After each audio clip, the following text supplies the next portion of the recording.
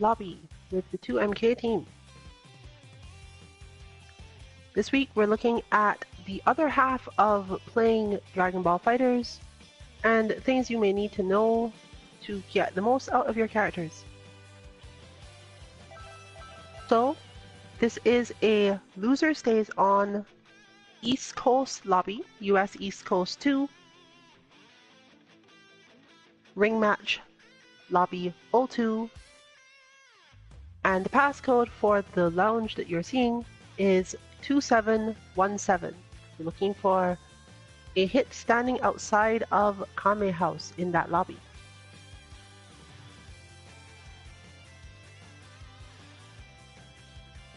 Information should also be on our Twitter and in the stream title as needed. Let us know if there's anything you want us to talk about or go into in the chat.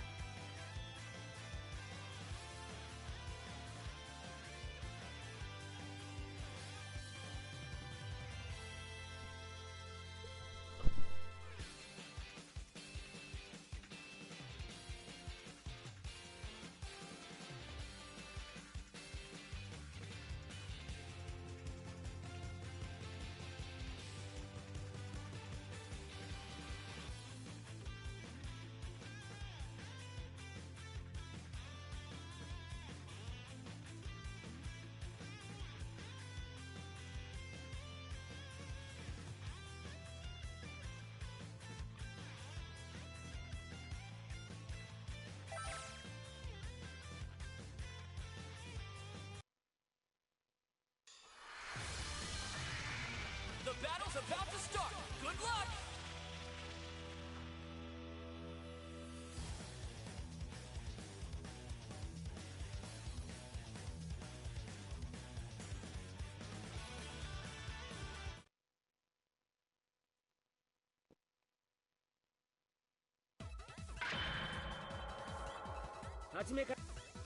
Get ready!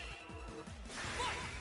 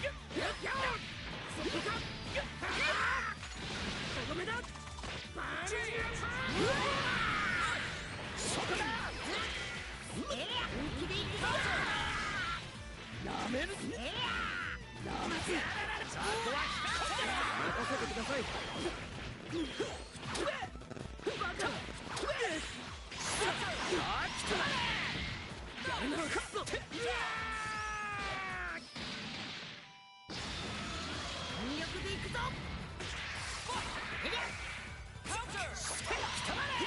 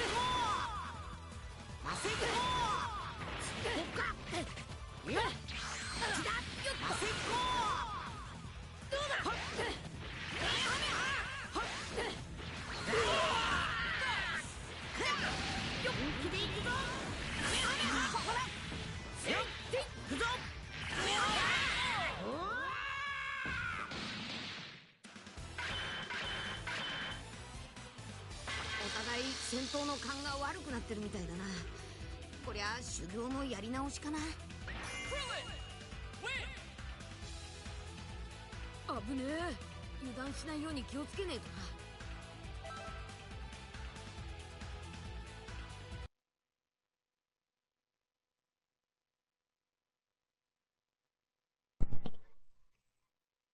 Understanding how to convert your meter into more damage or setups that you want is a highly important part of this game.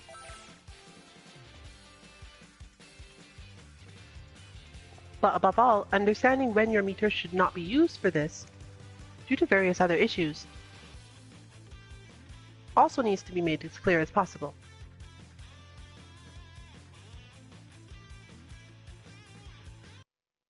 When one is trying to calculate how best to use meters, you have to pay a lot of attention to the opponent's style of play and their flow in terms of whether or not they're offensive or defensive. When your assists are not enough to help you, as we discussed last week, your meter has to make up the difference.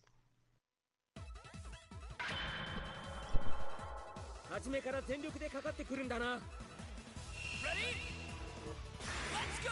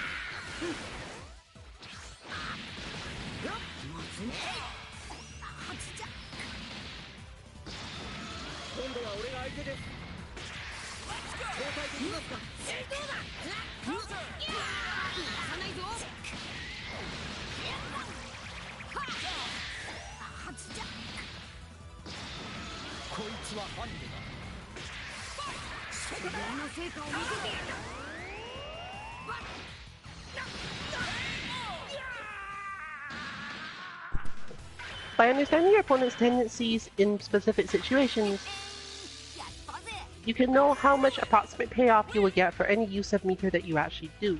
俺は無天老師様の弟子なんだ。 It's best to have a plan in mind for your meter if nothing else, because it is such a large part of this game's flow in terms of whether or not you're able to do anything to your enemy.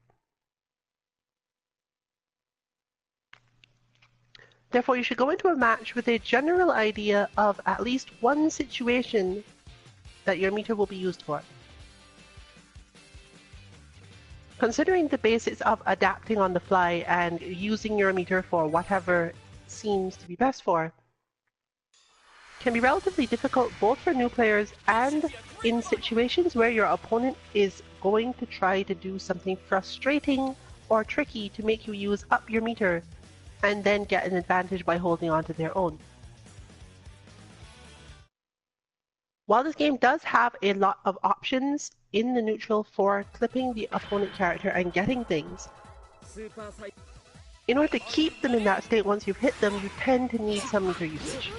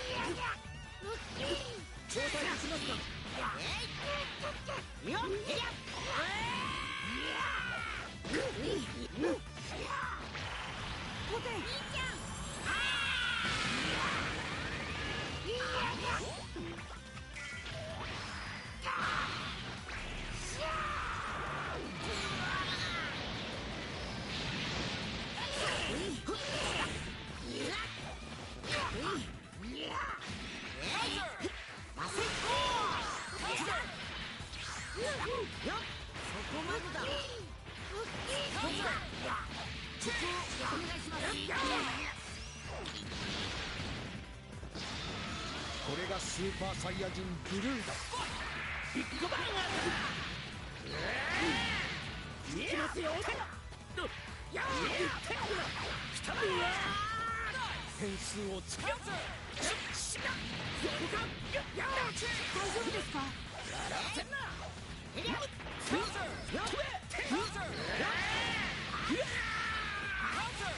調子に乗るな。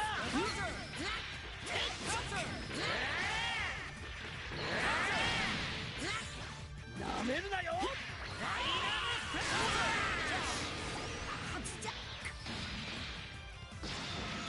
れから見せるのが本当の力だ。そこだ。いくぞ。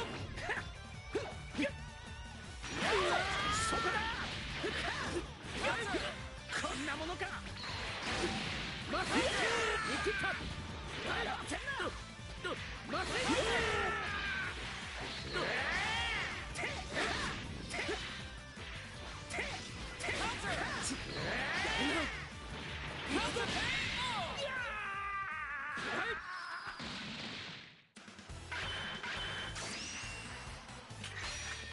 なんだこのプレッシャーは。 Above all else, it's useful to you to use your universal mechanics to solve your problems ありがとう。 when first starting out with this game, simply because most of them do not change from character to character, hence the universal part, and learning how to do them will save you in many situations regardless of which character of your team is actually on screen at the time. Understanding spacing in order to make this possible is a lot harder, but overall not a terrible thing. Get ready for a Dragon Ball Rumble!「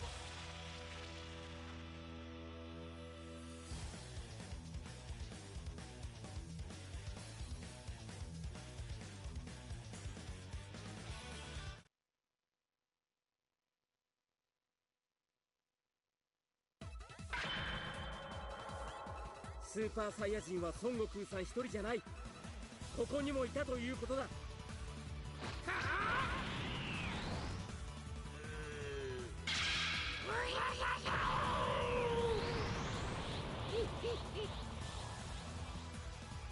Are you ready? Fight! Counter!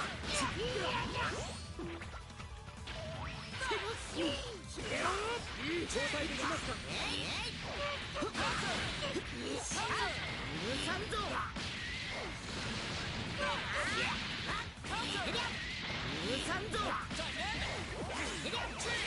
あ、間に合った。無賛造。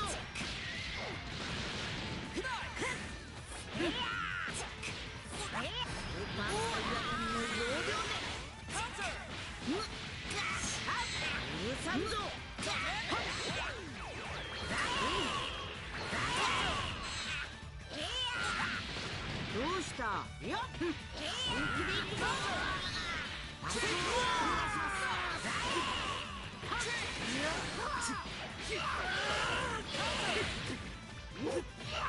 これ以上次は助けんからな。たまれ。終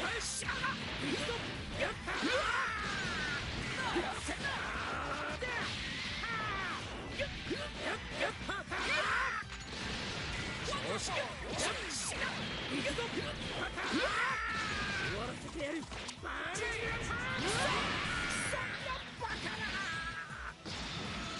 様の相手はこの僕だ。この程度か。どうして？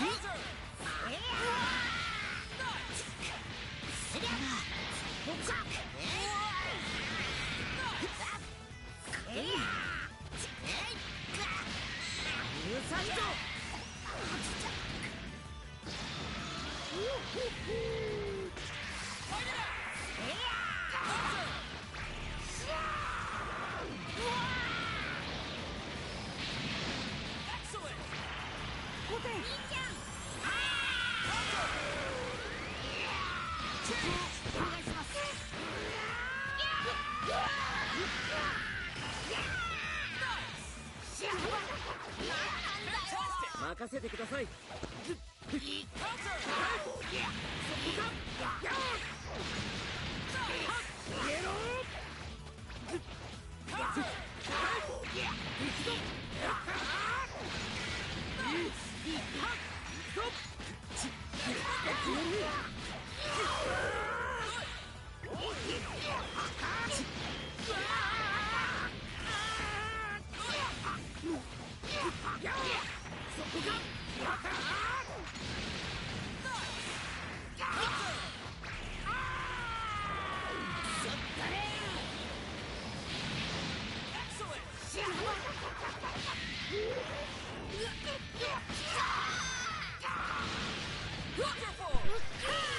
One of the most important uses for meter, in this game in particular,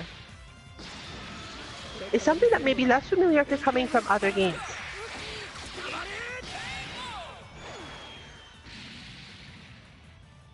The universal mechanics in Dragon Ball Fighters, but particularly certain uses of meter, specifically Vanish and Vanish after confirms from zoning, allow this game to have a property that very, very few other fighting games actually have. 俺が守ってみせる。 And that is, this game has the ability to force neutral to end. It may not force it to end in your favor, but you can force neutral to end. And there are not a lot of games where every character has this capacity. Normally, a move that forces neutral to end, that crosses the screen very quickly or instantly, requires resources, yes, but is usually either unsafe to do or can be intercepted, which is another form of unsafe. In the first case, unsafe meaning that if your opponent was blocking, chances are that you have not managed to force the ending of neutral. Your best option, even if they actually don't counterattack you, is to move back to neutral yourself. It's just slightly shorter neutral. Dragon Ball FighterZ does not work like this. You have the capacity once you have meter, and for many characters even without it, to effectively end neutral at any time.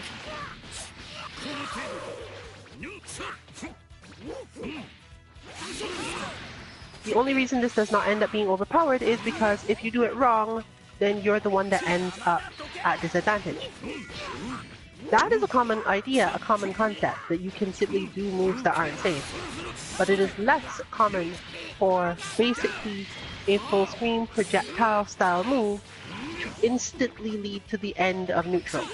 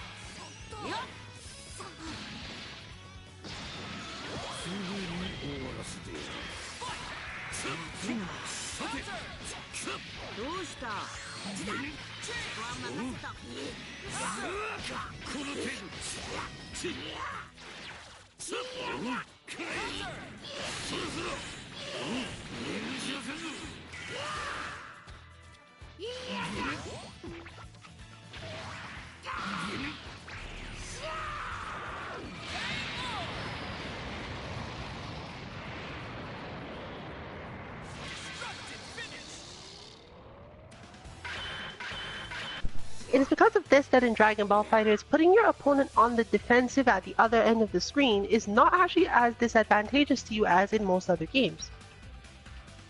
They of course can anticipate your action, but the main reason where the difference occurs is this.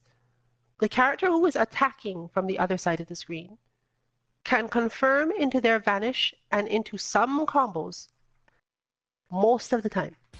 The character who must do their vanish attack without actually being able to continue from it, what we call raw vanish, does not generally get to continue this. In fact, they have set back up the same situation that they originally wanted. It is for this reason in particular that while zoning is not a strong option in the game compared to some other games because of the speed of movement, the concept of what the opponent does to get out of zoning is usually very advantageous to the player, even if your zoning moves aren't that good. For example, Cell's stuff where he does his Kamehameha from the air. If he specifically says, I'm going to do this from the air despite the fact that my other one is better, or if it's the fact that I'm just in the air and I've recovered and I don't want to use ground explosion, because he has a decently good option for this. The opponent really can't benefit from dodging that move. And given the way the move works, it is extremely difficult to deflect it without being sure of yourself.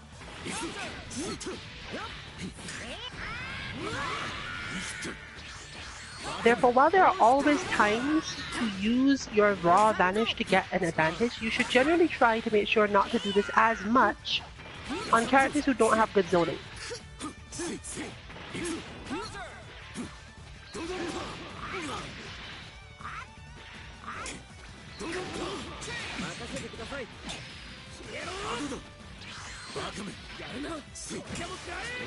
However, as just demonstrated, being able to use vanish from your own air recoveries is an extremely effective way to once again change a situation that could otherwise lead to either neutral or you getting it stuck. Your opponent is likely to block it, but the fact that they have to consider it means that you often get more time to set yourself up. If they're unable to reposition themselves properly, it can become very difficult for them. Therefore, in a scramble situation where you feel as if the situation has not gone as you expected and your opponent has landed some combo that they probably did not set up,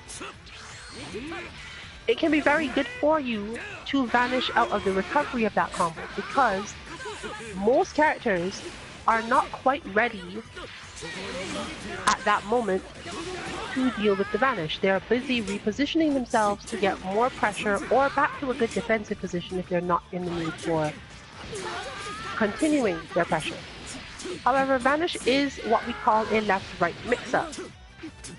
Your opponent would have to be moving forward to try to get further underneath you in order to automatically block it. And even if they did, they would also have to be ready for it to happen.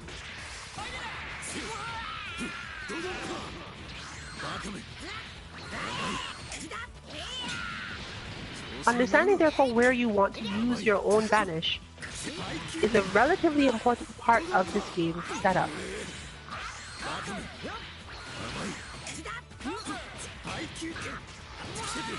Players who use their vanish to recover from things and trick the opponent are likely to be more successful than players who use their vanish in zoning.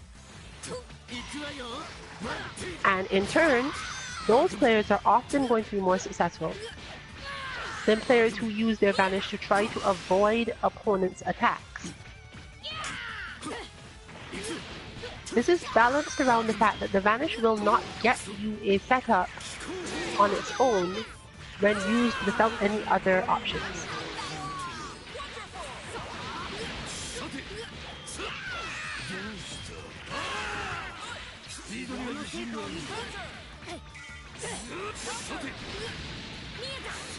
Characters who have effectively free movement options may be able to sometimes use this the same, but the general reason why it does not work as well is based around the fact that when you have these types of movement options, they are generally a straight distance set. They are not usually, unless it's Adult Gohan, specifically moving to the other side of the opponent.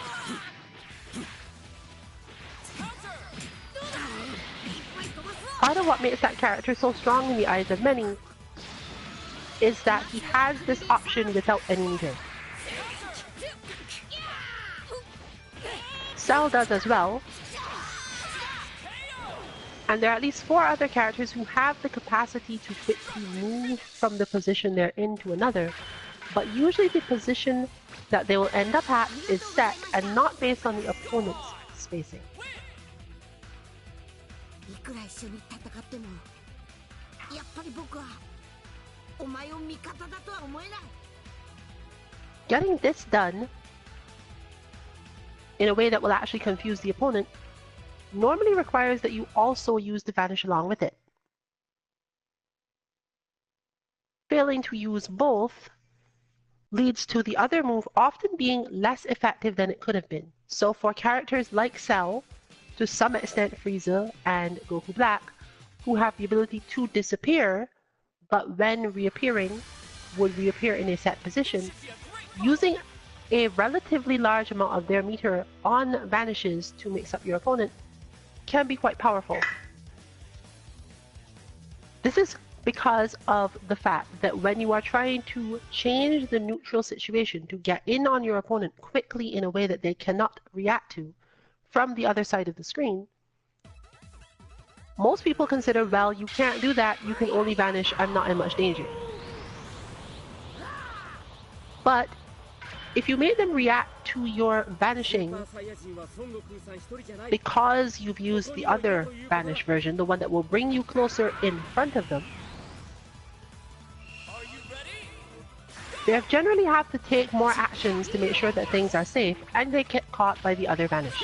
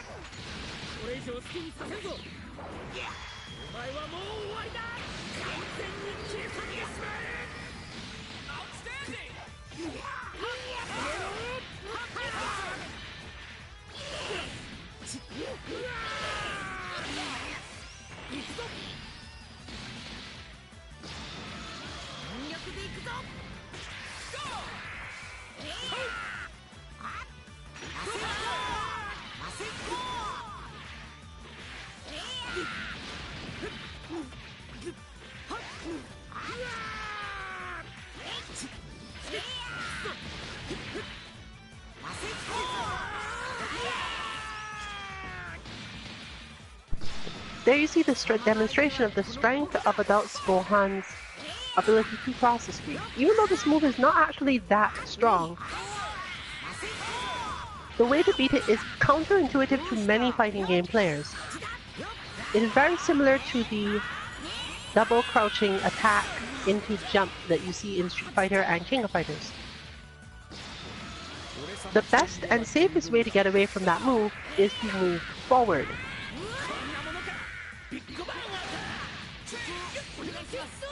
Which, of course, works well in conjunction with many of Gohan's other options. But if you do have a move that will move you forward toward Gohan without necessarily doing anything to him or forcing you into a negative state, you can use it to great effect against a defensive Gohan who is usually pushing on you with that elbow.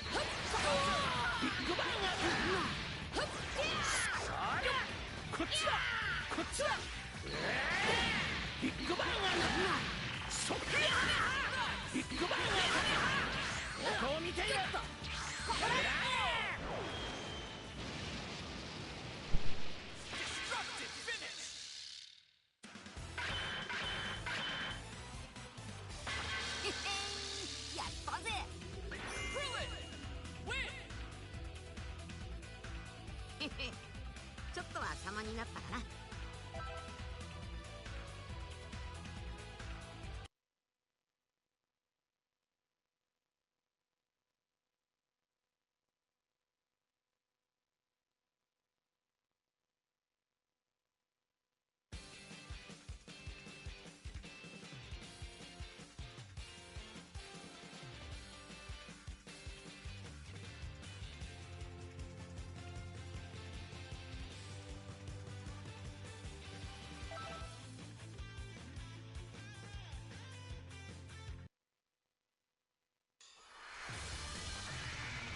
It's time to face your opponent!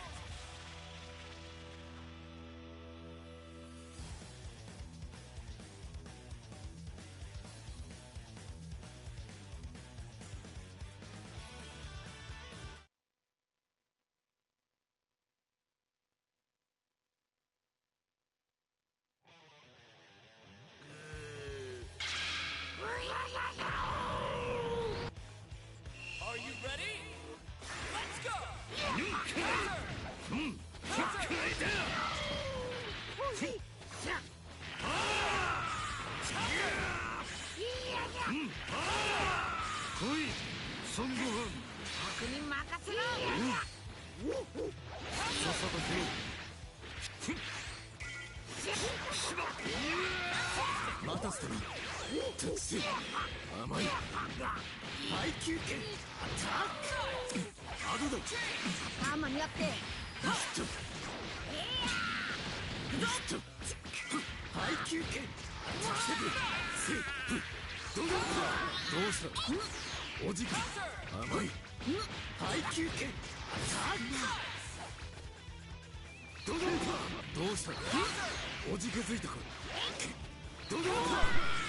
Now, since we've mostly covered within the last week, well, last week's stream, and this part of this one, how to handle the main things you need to get good.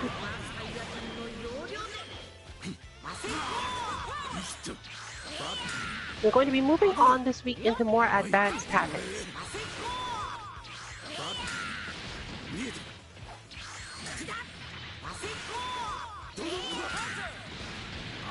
This game involves a lot of very safe moves that your opponent also has a large amount of time to counter or stop.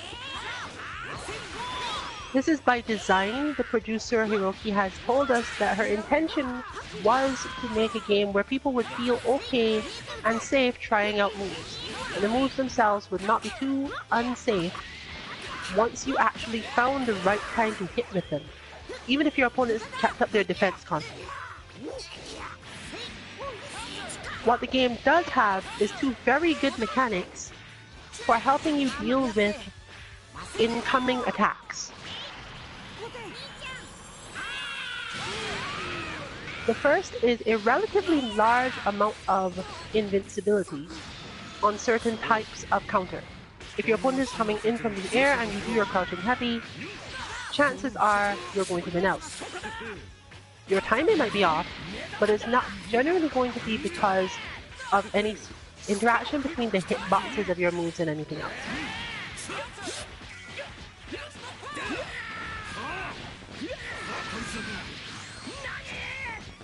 This means that optimally, the way you want to play this game better in that regard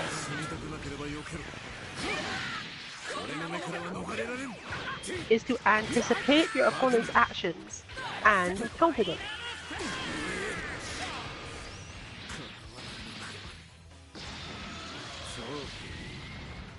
This sounds like a piece of advice for defensive players, you know, to not just block, to look for options that will take care of offense. But that is not actually where the really high-level version of this comes in. It's really easy to tell someone, oh, well, this move defends against this move, and this other move defends against this other move. It's relatively clear once you're either told or had enough time to work it out for yourself how this works.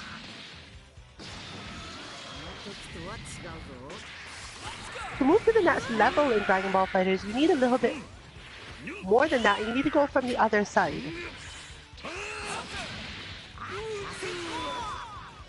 What move can you as the aggressor do or fake doing that will encourage the opponent to react to it in a way that you don't want them to? Well, a way that they don't want to.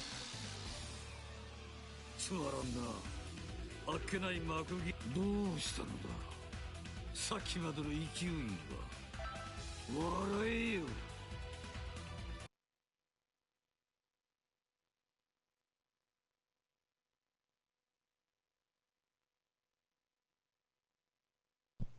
This is a difficult concept to explain in most cases, because there are a lot of minor things that come up through it that are not so easy to see.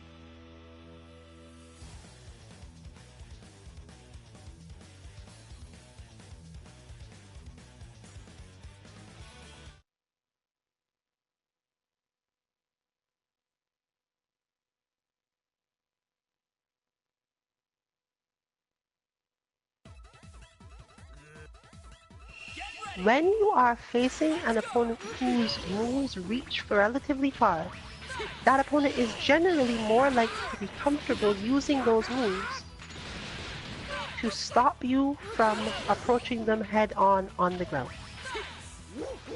However, if their moves only reach half across the screen, as opposed to, for example, Kid Buu, who has zoning style moves that reach the entire screen, while it may not necessarily be possible to get them to do this move when you can make sure that you can't get hit at all, you do have quite a few options using your meter, your Z change, your super dash, and even your assists. And this is playing a large role in the current neutral that you're seeing in high level play, although it is not usually explained as exactly that. If you have been tracking the most recent discussions about tiers or which characters are good or so on, you'll be hearing a lot about Vegeta's assist. And the core of the reason why Vegeta's assist is so scary is because it allows the player to do this. It allows the player to come in at the opponent without actually committing to reaching them, calling Vegeta halfway, and Vegeta handling the counter attack that the opponent attempts. However, Vegeta is not actually the only character in the game that does this well. He's just the only character in the game that does this while also functioning as a lockdown tool during pressure. If your style of play does not require pressure lockdown, because your characters just don't require that, you don't really need to worry about Vegeta as an assist. What you need is an assist that will allow you to do the same thing, or a style of play that doesn't involve approaching the opponent that way at all. Some of these particularly good assists, and the reason why Vegeta's and Cell's are functionally so good, is the fact that they cause the opponent to also be unable to jump into the air and approach with neutral super dash. After all, this is a relatively good approach to the opponent coming at you. If your opponent rushes at you and you just jump and super dash, or sometimes even raw super dash depending on the opponent, you can actually defend yourself relatively well. Most of the time, because in the middle of their dash, them seeing you do this will lead to, at worst, them attempting their crouch heavy. And a lot of the time, this does not actually work. The reason it does not work is because they are often focused on how to hit you when you have jumped into the air, rather than whiffing their move underneath you or getting hit by one of your own aerial attacks. Cell does a good job of this as well, because Cell's diagonal downward beam is more likely to come into contact with a super dashing opponent quickly. Vegeta's less scary. Grounded full screen assists such as Goku and Goku Black Kamehameha suffer from what happens when the opponent is in the air. You can't stop their air approaches, you can only stop the grounded ones. Get ready for battle!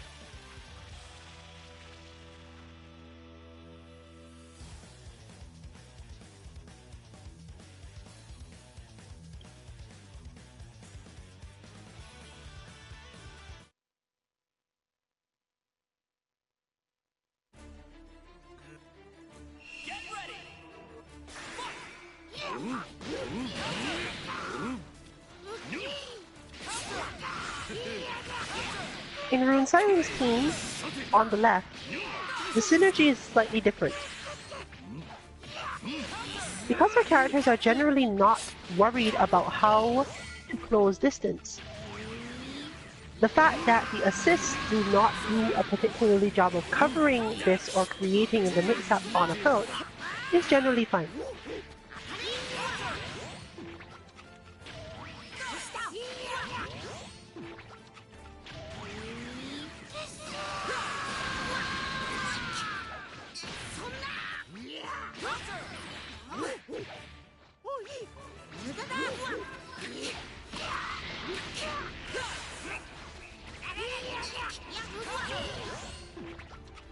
As you can see there, just being able to react easily to an approaching opponent changes a lot of the interactions between characters in this game.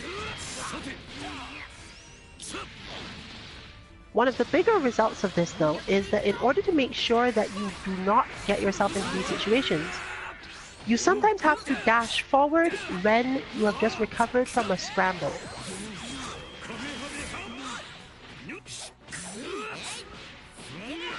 The characters against whom you can do this versus not, generally a higher number of characters against whom you can just dash forward a quick dash in a scramble. Characters who you should not try to do this against are, generally, Cell, King Gohan, and Tenshinhan. As you can see, it's not very easy for Rune Siren to specifically demonstrate this because her opponent is playing those exact three characters. But you can see why. All three of those characters have a good, quick way to clip the opponent's legs when they're coming in, but these moves also start combos. The opponent therefore has no reason to not just use these moves after scrambles. In fact, it is because of these moves doing the exact same thing that these characters have such a great advantage in certain forms of neutral.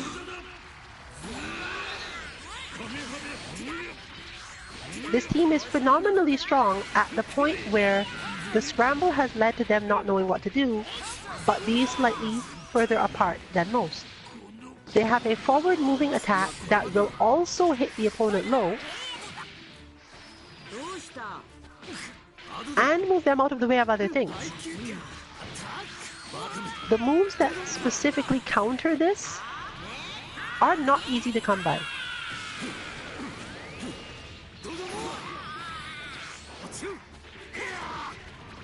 For example, in that situation, where Gohan whiffed the uppercut, had Tenshinhan gone for his low strike, he might not have made it, but it certainly wouldn't have been a terrible idea, unless the opponent is very used to you doing particular things.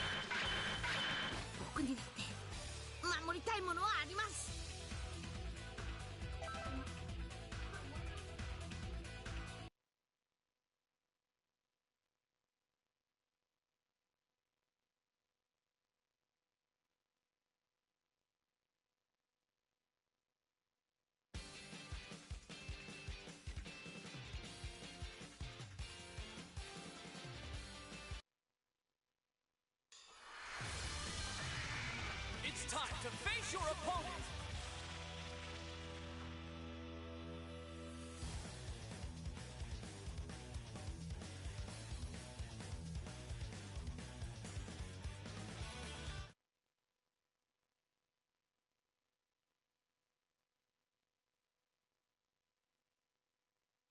As asked in chat, the reason for the more effective state of Vegeta's is the longer knockdown, hit stun, and so on. The move just has different properties that lead to more lockdown. The hit stun acts differently through invincible moves, and through certain other Z-change stuff most effectively. You can Z-change out of cells a little easier.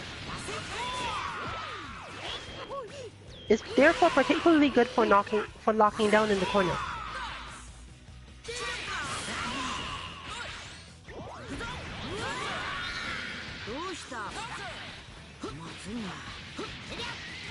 when a character does not have quite as many good options for post-scramble actions. In most fighting games, that has very little effect. You don't really care. They have armored moves. Those armored moves are usually not safe. The opponent doesn't get much off it.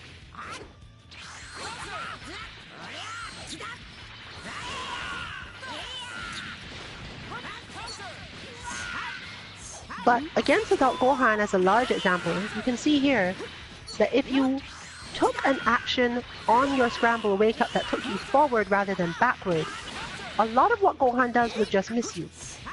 He can definitely be fast enough to catch you anyway. But as you've just seen, Goku can just get out of the way of that entirely. He doesn't care. In fact, the weakness of Adult Gohan's attack is that because the tracking in the game is strange relative to it for other people, just doing random stuff to wake up means that the Gohan player is put into a double scramble. They don't really know where they're going to end up at all. And once that stability with that character is lost, most of his good combo routes also disappear. In short, the entire reason why Adult Gohan is hard to defend against is that people try to defend. The crazier you are, the higher your chance of getting away from Adult Gohan because he does not, in fact, have a lot of good conversions or moves that lead to him being able to hurt you for doing this. Unlike Teen Gohan, who will destroy you every time you try it.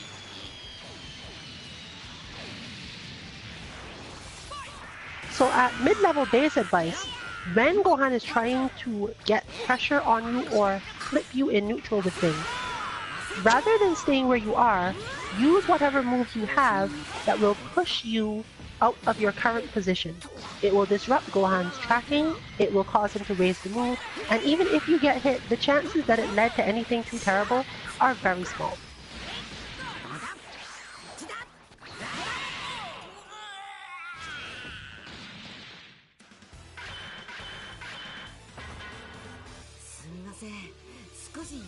It is even better if this move, whatever move you do, takes you slightly into the air, since most of Gohan's good combos and attacks are based on either hitting on the ground or knocking you far away from him while you do this.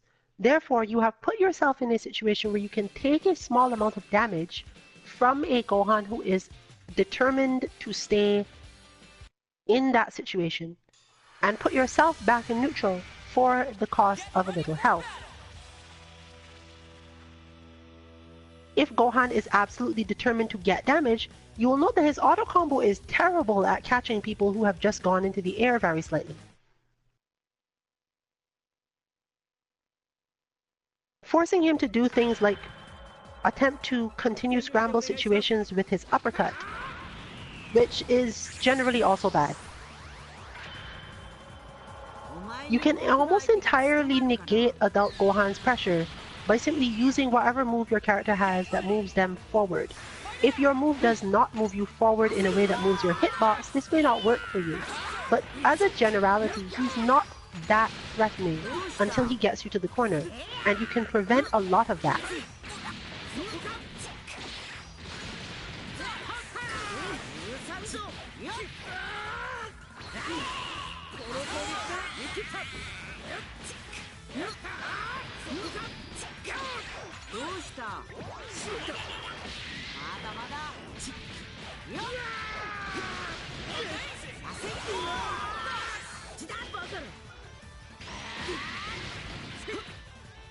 The stronger way to use Adult Gohan's elbow is as you've just seen, as a tool to fake out your opponent when you appear to be retreating from them.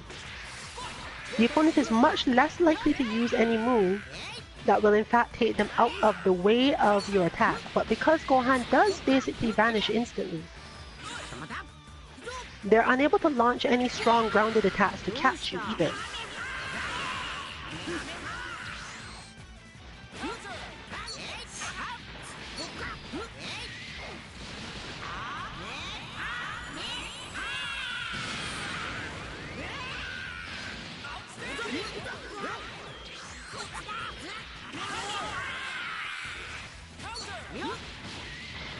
For some characters, the move required will in fact take a use of your EX meter.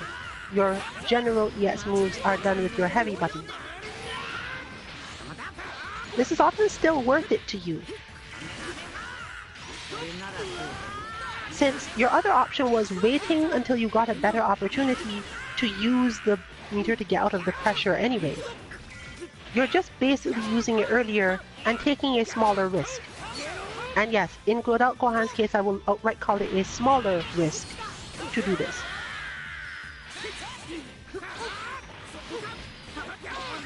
Trunks is a similar character, but Trunks' moves cover a lot more space in front of him and lead to better combos, so you cannot necessarily risk doing the same sort of things against Trunks.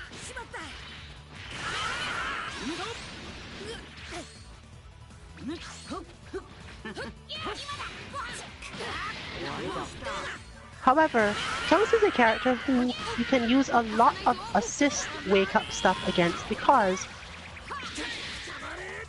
his position on screen in order to land these attacks properly is usually quite large. It's not really a scramble in that case. Trunks has chosen not to move in order to get this position he wants. And unlike Gohan, has insufficient tracking to just launch his moves randomly.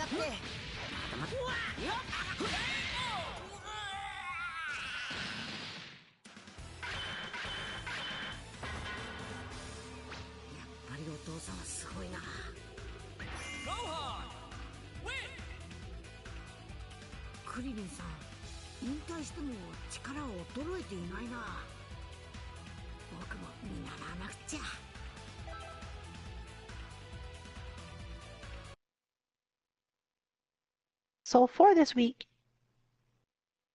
possibly much to the chagrin of the team, we will be mostly focusing on breaking down how to defeat Adult Gohan. This is a general theme with the 2MK team, however, where you will generally find that we teach you how to handle the supposed top tiers and leave it up to you to decide whether or not they actually are top tier. But you shouldn't worry about the team because they in turn get all of this knowledge to know how to deal with being countered.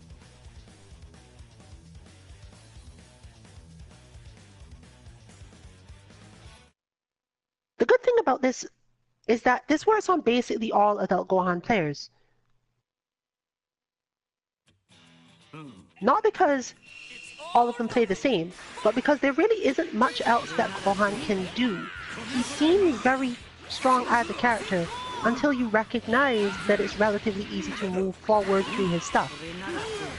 You will take damage, absolutely will take damage. You will take damage from Masenko, you will take damage from assists, but it's Gohan's ability to convert this that is generally so terribly lacking.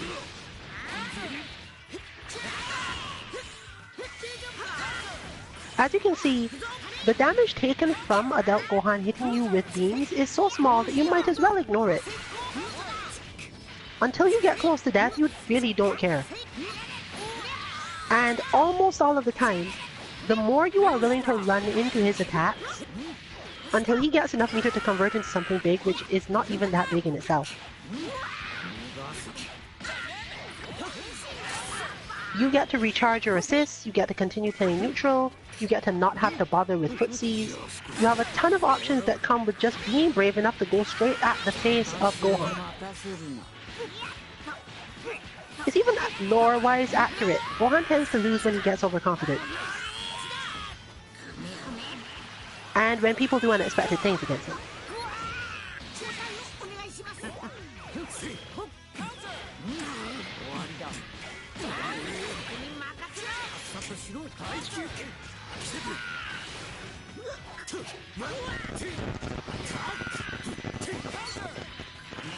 You should generally not expect the same thing to be as effective against Goku because Goku has instant air Kamehameha in two directions.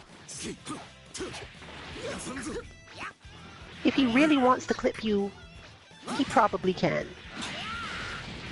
But that is one of the things that is most interestingly different about the characters. as you can see, while Goku does have more options than Gohan on the ground, he also has more options than Gohan in the air.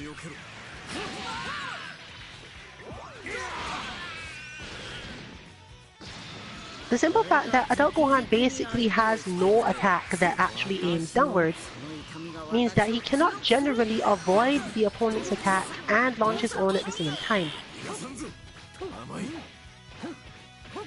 A weakness he shares with Goku Black. But at least Black can dive kick.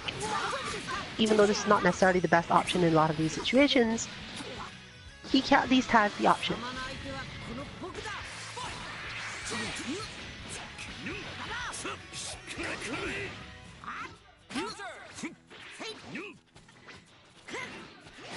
As demonstrated here, once Gohan is not able to open you up or get in, or actually start one of his long pressure strings, he really doesn't have any options.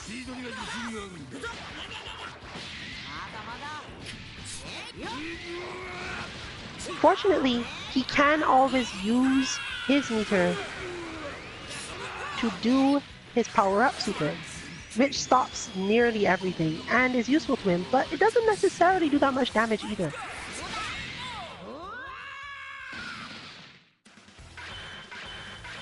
The key point is, when you stop fearing taking damage from adult Gohan's attacks in scrambles, he loses the capacity to pressure you properly. He still has one guaranteed pressure situation, but most of the others disappear entirely.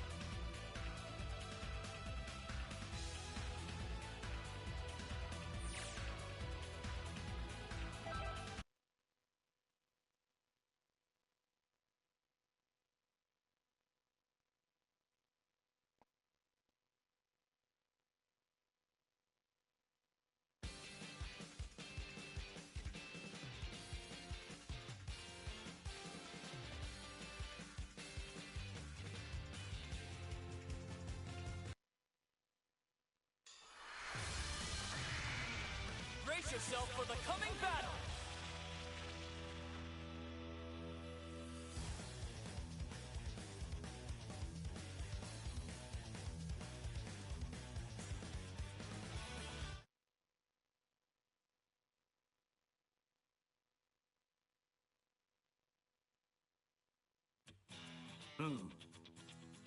Get ready!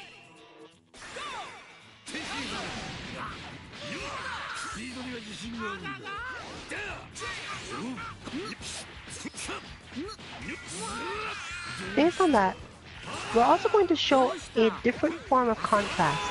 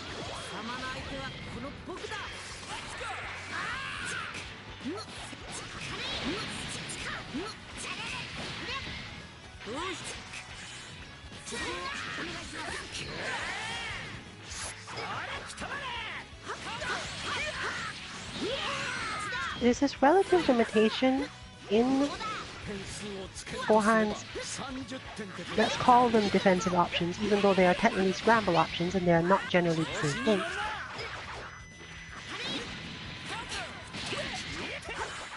That he does not actually function that well as a zoner in the game. It's not because he can't stop opponents from getting in, it's that as much as it seems as if he can do the damage, it takes a lot of energy to do so.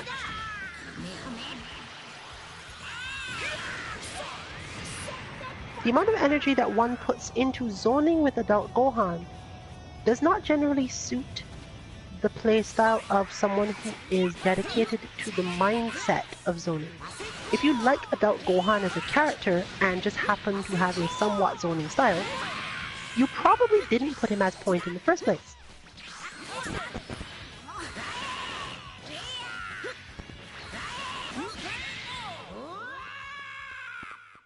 If your desire is to face your opponents with no meter, you may find that Gohan's options are limited if your opponent knows the thing I've been discussing so far. If your opponent can bait you into taking actions on their approach, Gohan only really has two options that lead to anything particularly good. And when he has no meter, both of those options are just pokes to the opponent. They are much more likely to break through his defense at some point, since he needs meter to even make the elbow actually pressury. This is not to say that he is a bad point character, because he has a lot of really good options for defending himself and switching to offense quickly.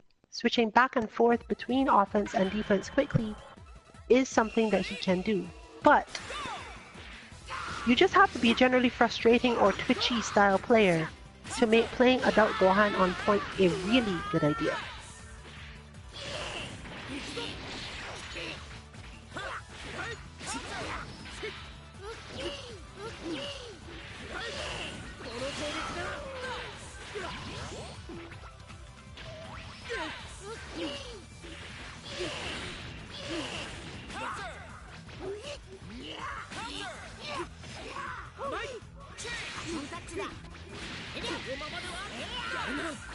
As you can see, Gohan also has a relatively small amount of movement on his light auto combo.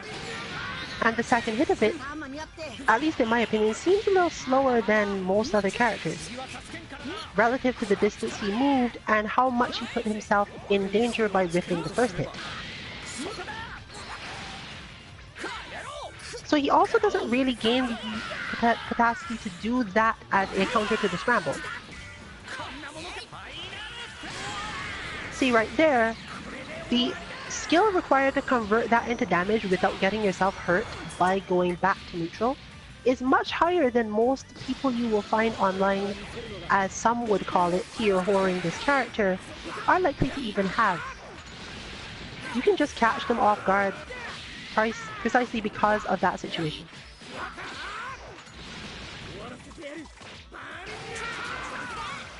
From the Adult Gohan player's side, they must therefore understand that his best options in scrambles is generally to do nothing at all. He's safer by just jumping straight up, even though he has no good offensive options from there. If he doesn't have meter to do this level 3, just jump. Usually jump back.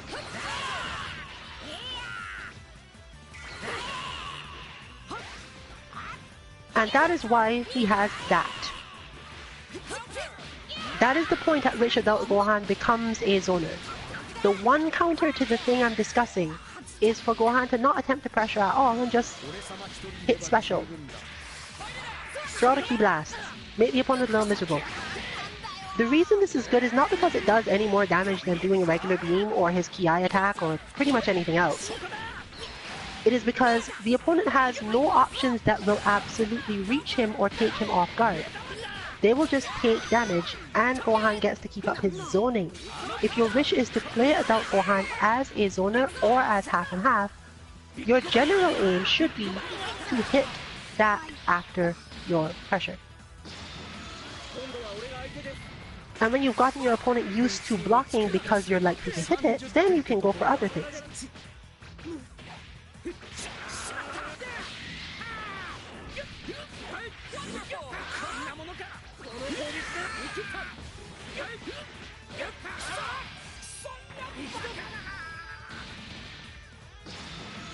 Note that when you're in the corner like that, and your opponent has dropped their corner combo and you've ended up in the air, it is always in your best interest to vanish.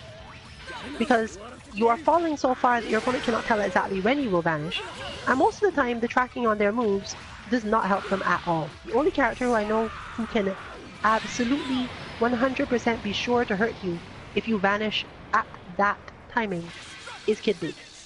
And he probably has to, well, no, Majin Buu can also do it. I wouldn't even be sure of Cell, because the way that Cell's super starts up, he might get hit by the vanish if he tries. Noting that Cell must go into the air before his barrier starts.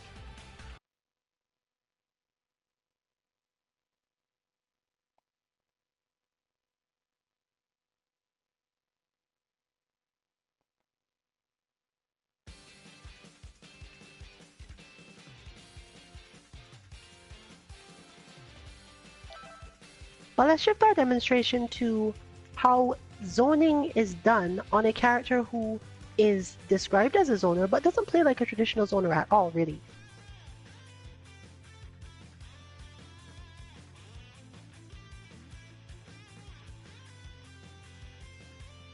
Frieza's zoning style is a very strong zoning style for Dragon Ball fighters, specifically for Dragon Ball fighters.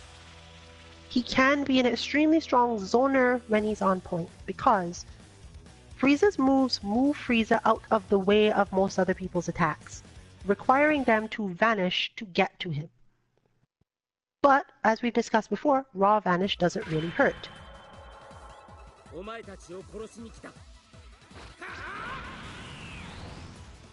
So, if you really want to just zone, one of your many options with Frieza is to just jump back, and once you've jumped back, decide whether or not you want to unleash his sphere or not. Don't throw it every time, because your opponent will obviously react to the jump instead of the sphere, but once you've done most of it, you don't really care anymore.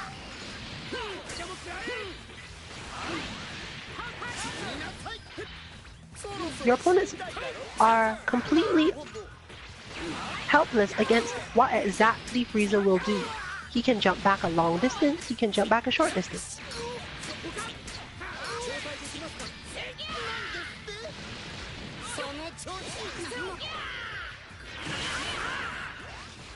He is also one of the best assists in the game for zoning, simply because his zoning attack covers most of the screen and generally annoys anyone trying to approach at all.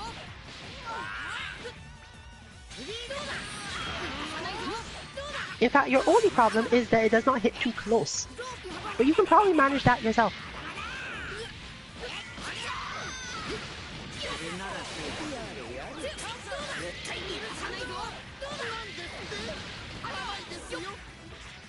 However, it's relatively limiting to try to play Frieza in most other ways.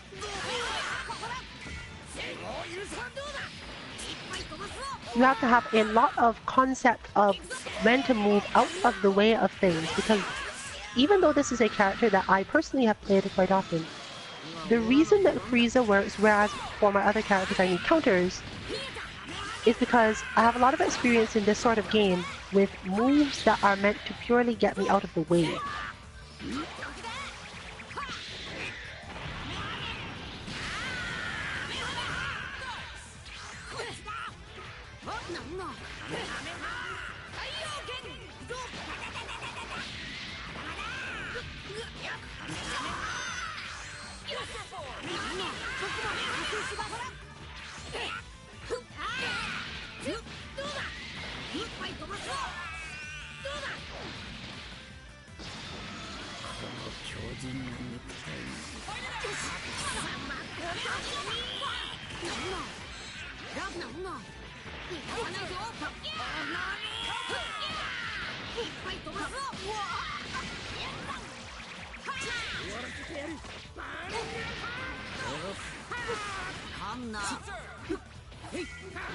Please note that the thing mentioned before about Adult Gohan also applies to when Trunks is pressuring you in the corner. Trunks does not have enough time to move back to the spacing where he has full option range when he has cornered you.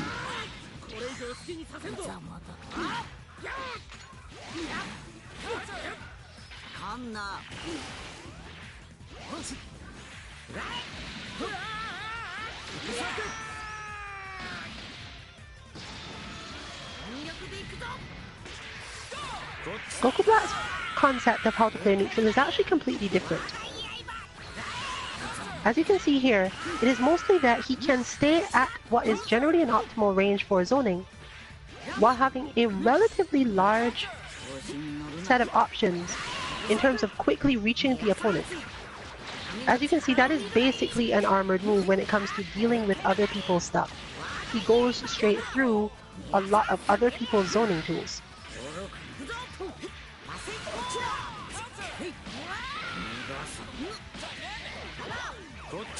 This means that he is very similar to the way that Ryu and Ken and similar characters play, because he's generally not trying to make sure that he can throw fireballs when you can't. He just will eventually, once you have started to do them too, use something else that will hit you.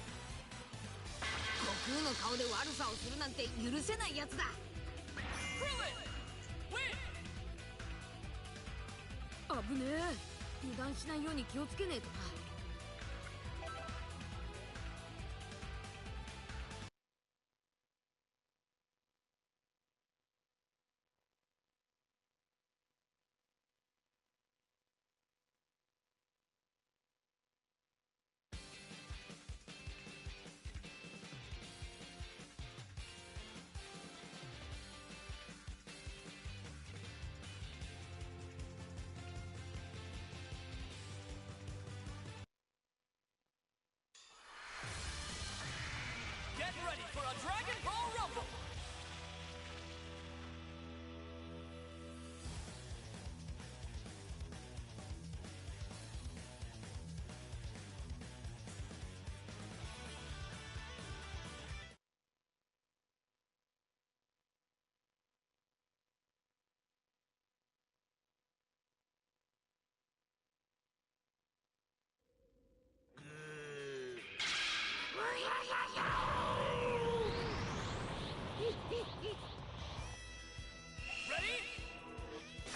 So at some point here, we are very likely to see the matchup between the two characters in question.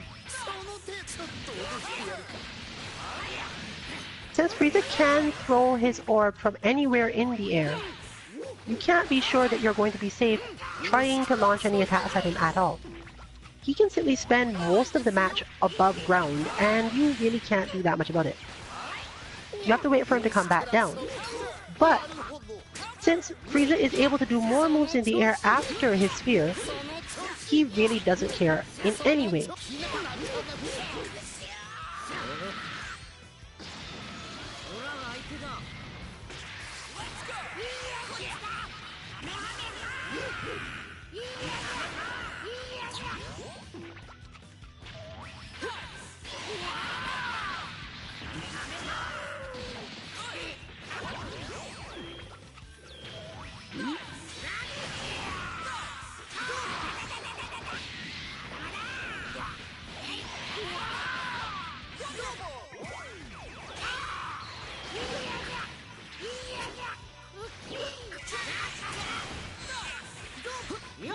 As you can see, that particular tactic with Kid Buu is functionally useless because it's based entirely around the idea that the opponent is going to be too impatient to let anything else happen.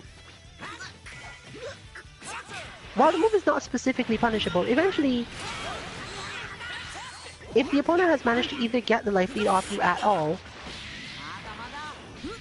or has any meaningful counter to it, standing at that range in order to do that particular move with Kid Buu actually reduces Kid Buu's options to just that move. This is a generally bad idea to do to yourself in fighting games. It is easy to get trapped in the concept that this move keeps on working, therefore it is good to be at this range in order to do it, and that being the safest range from which to do the move.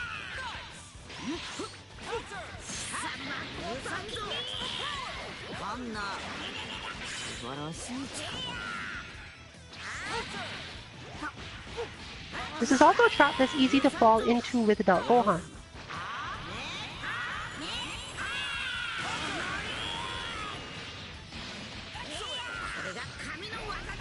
But as shown, there are ways around this.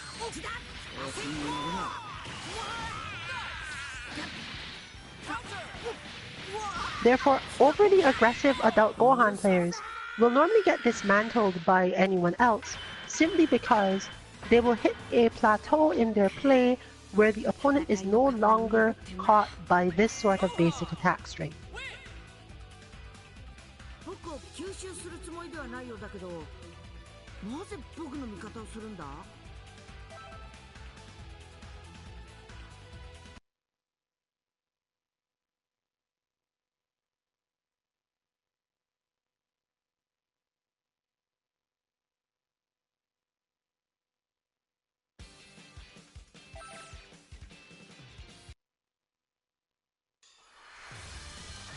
Trunks is one of the few characters against whom Frieza does not have a good reason to use the sphere. He can use it, he definitely has reasons why using it at full screen are useful to him, but Trunks will eventually end up pushing him back if he does.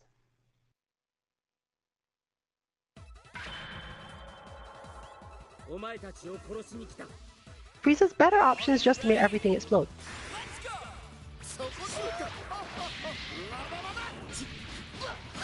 Trunks is a character with a relatively linear forward game plan, and therefore Frieza's ground explosions, especially the medium one, which is just quarter circle forward,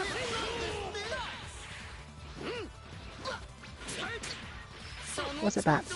I think it's forward. While I do that move really automatically.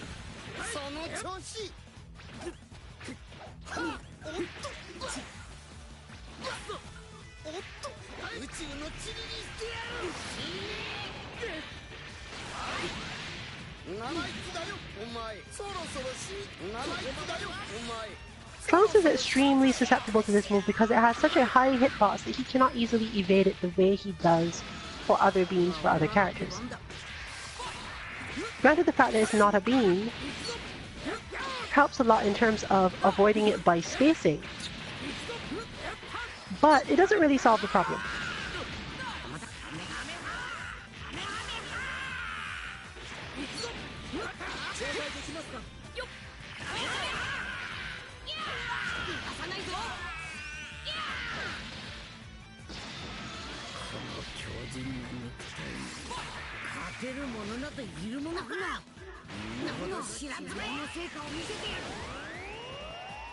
Particularly defensive opponents, on the other hand, suffer relatively heavily against Goku Black because he has a lot of good options for dealing with their flows.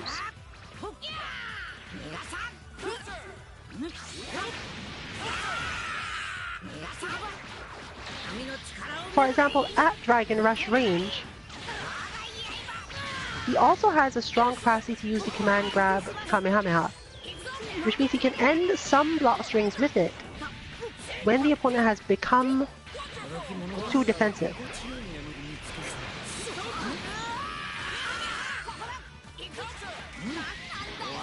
Combine this with his generally good normals and incredible stand-heavy spacing, and there's not a lot that the opponent can do to make sure that they are safe from Black.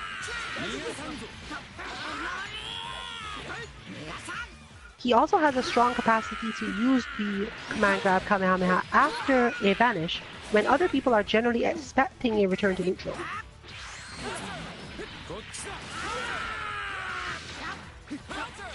Mixing this up with the regular one entices the opponent to move and get out of the way, but there's really nowhere to go because he could just use the first.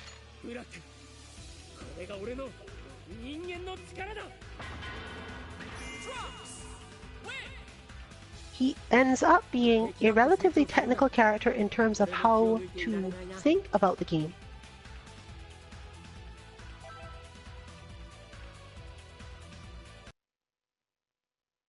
But once you understand your opponent's game plan, it can be a lot easier.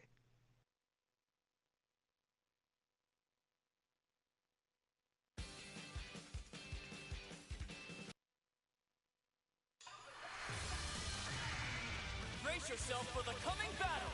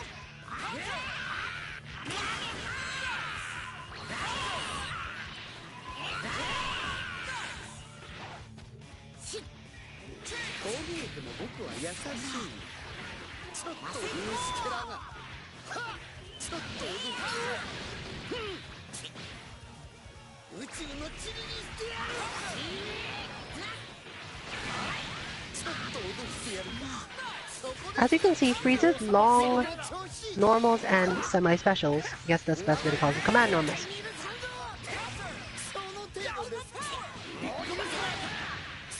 are ridiculously good at keeping the opponent from being able to make their final approach. Whereas Black is able to basically clear the screen whenever he wants.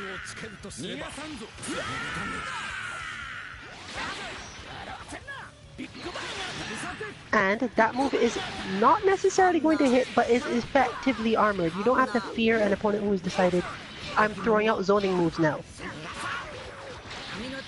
This makes him a good matchup for Kid Buu because there's basically nothing Kid Buu can actually do against Goku Black's pressure. Let's call it pressure.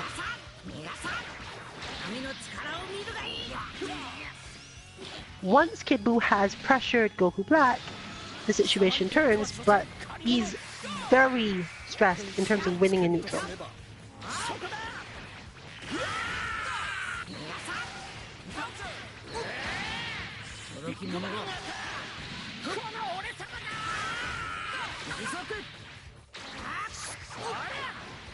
The more buttons see your opponent, the more likely it is that Goku Black is going to pick them apart.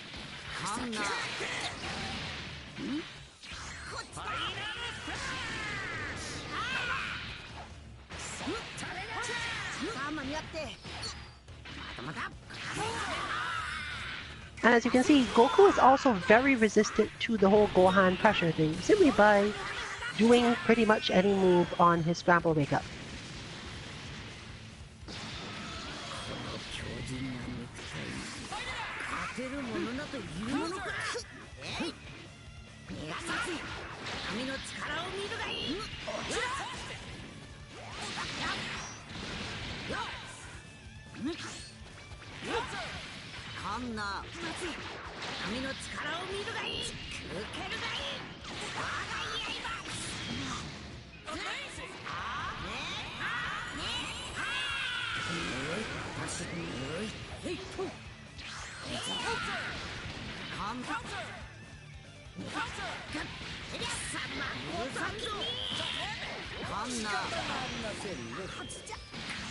Well, there's Frieza with the assist to save the day.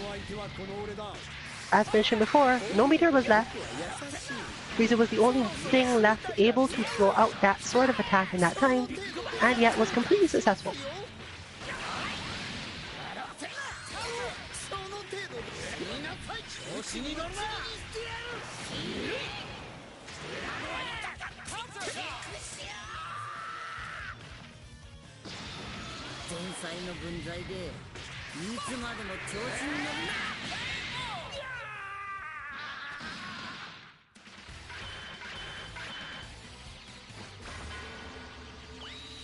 Vegeta, お前はいい味の前菜だったぞ。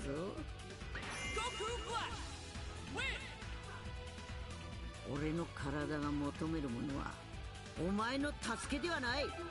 その命だ。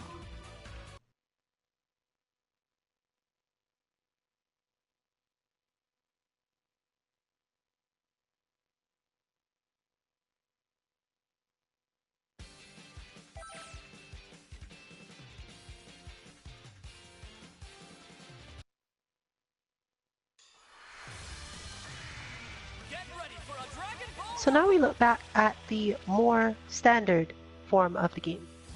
If it hasn't been clear before now, generally when you see Goku and Son of Goku, in this case now enemy of Goku, on this side, we have all three main fighting styles available. Pressure and mix-ups from Omni Rabbit, zoning from Amara playing here, and let's call it footsies, even though this game is probably not the thing where footsies as a term makes sense to most people.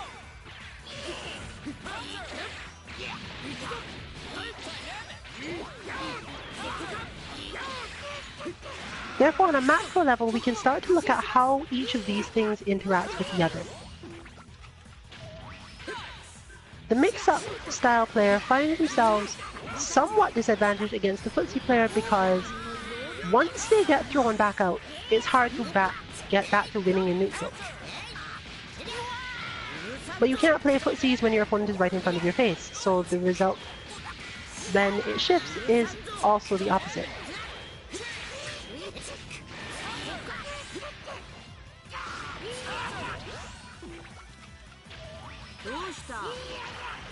And as you can see, Kid Buu tends to reset a lot of things.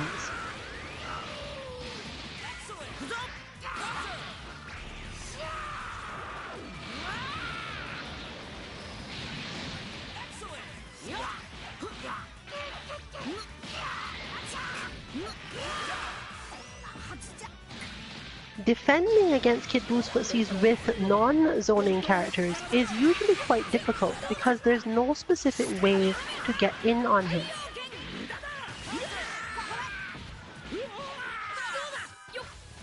So for a mix-up player, dealing with Kid Buu is difficult simply because he will always switch as soon as you try to approach, and otherwise function if you do not. This is not the best way for him to play if he cannot think of a strictly better way in.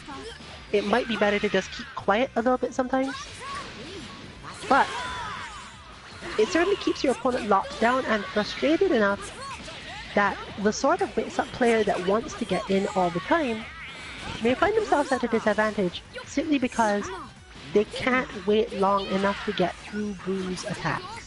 Super Dash will help, but the way that that attack comes out, Buu might be able to do something about it.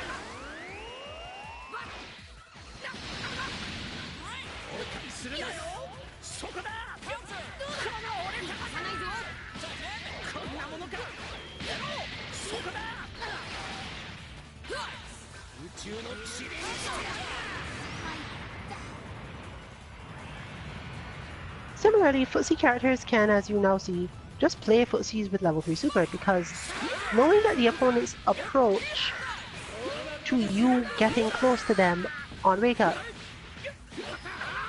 is to take action, because that's what most mix-up characters and players are expecting when they get close to their opponent. This generally tells you what to do in that situation.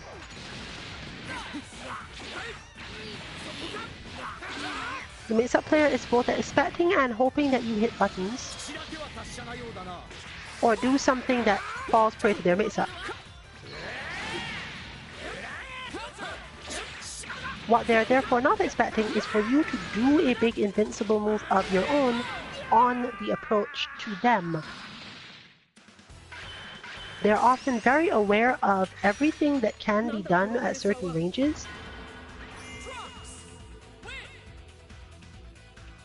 and are likely to say to themselves, you're too far away for anything to happen to me, I can get up in time to save myself with this thing, and depending on what your character's level 3 is, they would of course be completely wrong.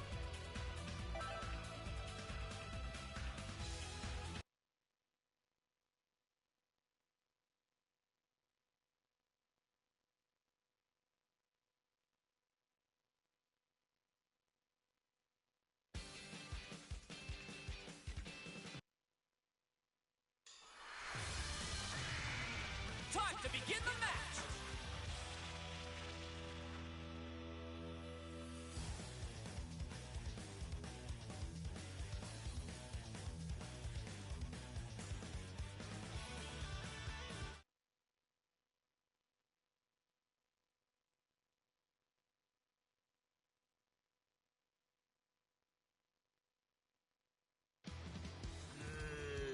Now we move on to the footsies versus zoning matchup style.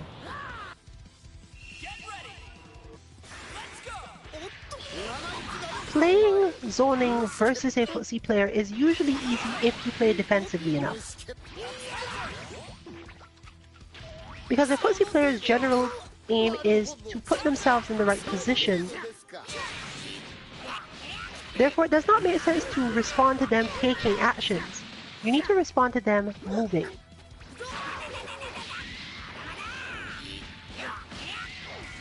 If your zoning is good, they're not going to be in the right position anyway.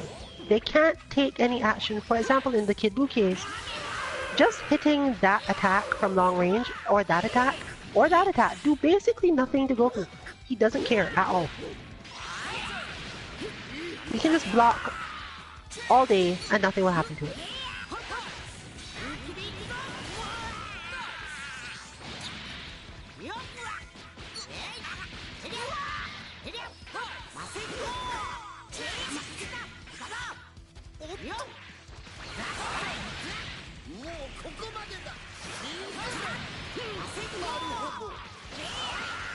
Similarly, footsie play with Adult Gohan plays out very similarly, even if Adult Gohan doesn't have the same options Kid Buu has.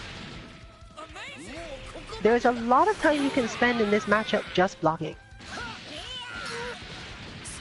And not blocking will usually lead to stuff like that, where Gohan actually gets to open you up because he can get around your zoning. Therefore, attempting to zone is generally not in your best interest. It's similar to if Juri had fully charged B-skill. There's literally no point in doing it.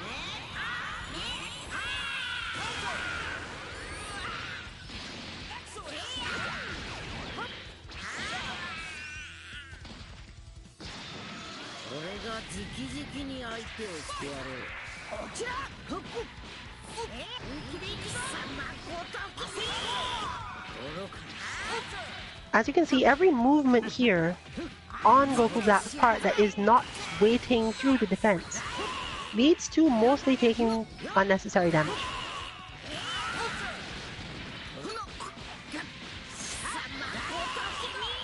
In order for this to work, you have to mimic Goichi. You just have to block. And block a lot. And master blocking, basically. Because Gohan's ways of opening you up are relatively small. And most of them don't lead to good damage. But as you can see there, attempting counter zoning against a character whose primary purpose is getting around zoning leads to basically nothing. However, movement you can react to. And painfully so.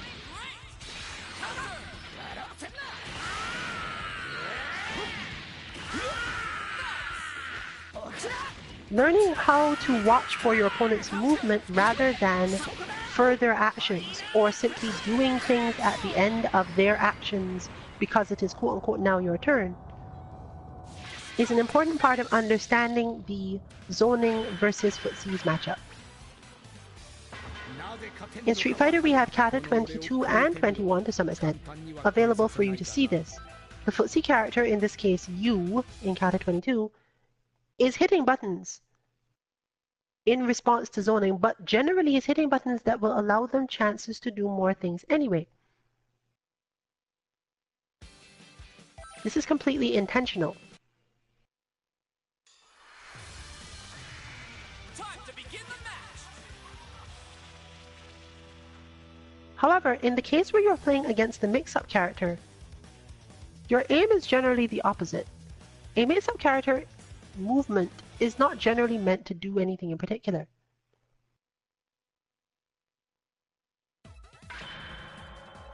They're trying to make you flinch, but they're not trying to make you flinch in a way that normally has a strong influence on what you should be doing.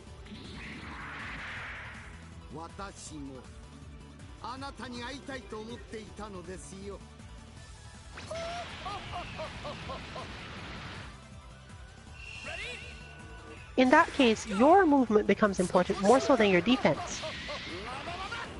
Keeping the mix-up player off guard with your own slight movements is much more important than actually zoning, because when you attempt to zone them, they will do different things than if you move around a little bit.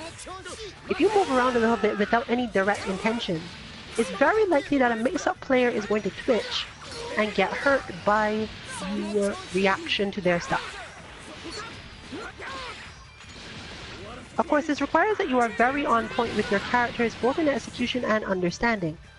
But standing still, while it does help at the point where they've already gotten twitchy, if you aren't confident that they're going to be attacking, standing still is just giving them enough time to activate their mental specialty and find the right position to break your defense.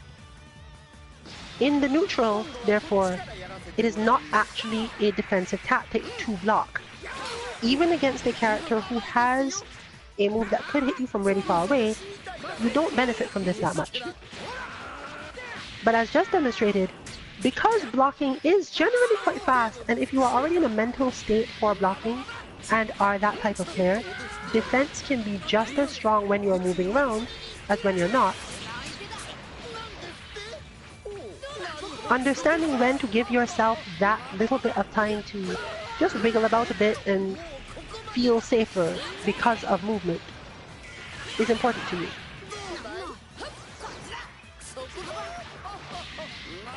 The mix-up player, in turn, when they make a move that does not hit, tends to catch their breath a little bit to make sure that they got things right. And in that moment, you often have a relatively large advantage to throw them.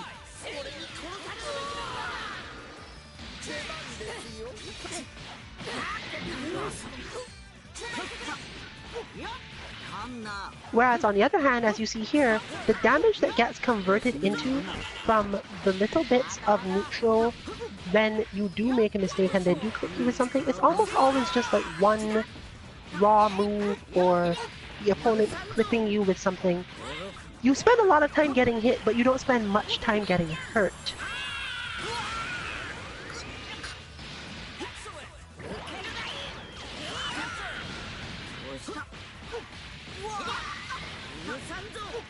The mindset required to carry this forward, therefore, can be really difficult for players who are used to defending by actually playing defense, by actually blocking and thinking about how to counter things and so on.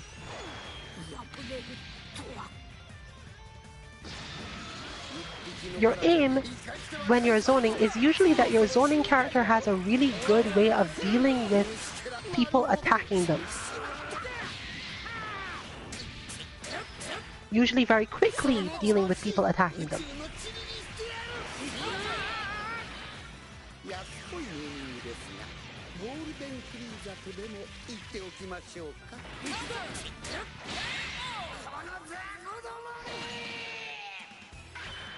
And you're using your timing and defensive instincts to leverage that fact of the opponent pushing on you to pull them into that trap and hit them. Almost the entire zoning game for zoners in more traditional games like Street Fighter and King of Fighters is about getting the opponent to think that they can move so that they will run into fireballs.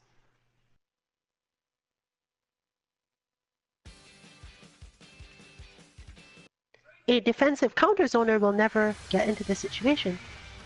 But a mix-up character wants that chance. They want to get close enough to you to do something. And they will take a lot of risks with their health to do so.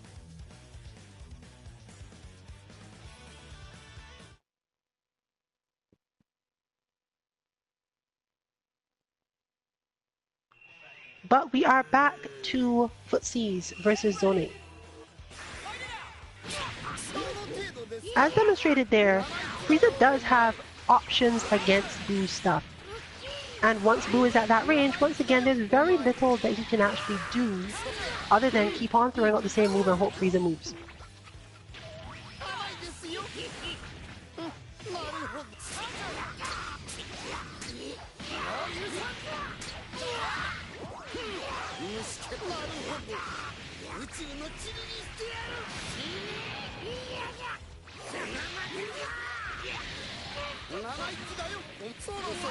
It is relatively difficult to do this when you're unpracticed, but with a bit of practice, Goku and Frieza are able to put a lot of pressure on Kid Buu and on Adult Gohan by simply not moving for a certain amount of time.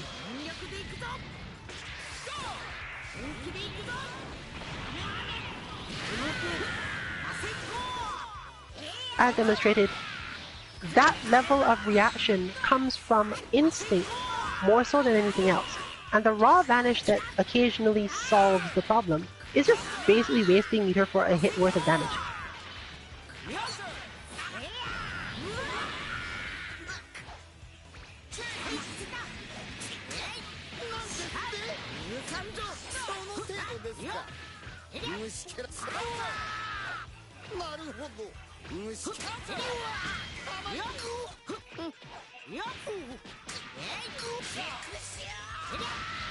For zoners with more invincibility such as Goku, that sort of pressure in the corner becomes an even worse idea.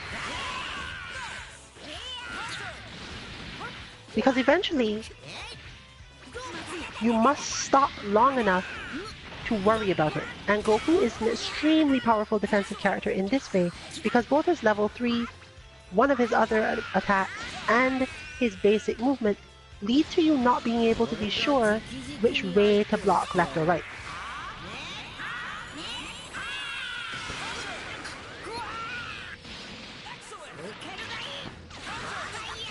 This is particularly dangerous for anyone who thinks that keeping up their internal pressure in the corner is a strictly optimal way to win.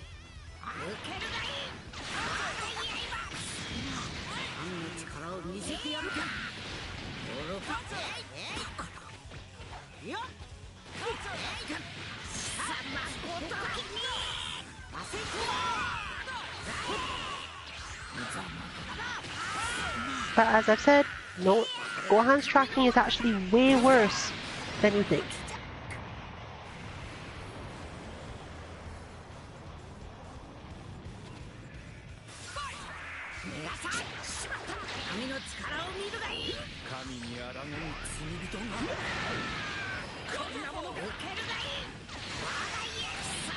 Alright, where's the Eds? Okay.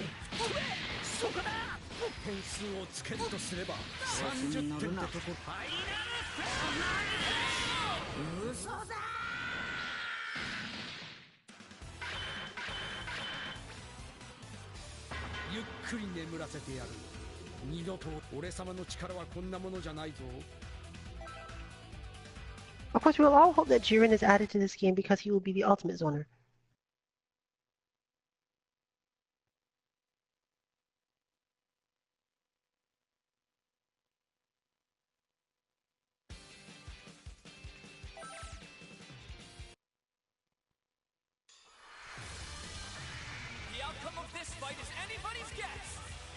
It's that core concept of recognizing sometimes you should wiggle and sometimes you should stay put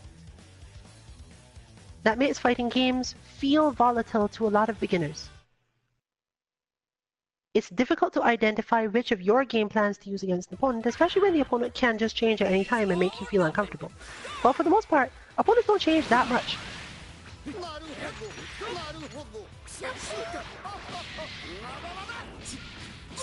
If you are this style of player, there's both a demonstration and some advice from fighting game guru Alex Valle, where you can spend an entire round just moving around and blocking and not actually fighting back.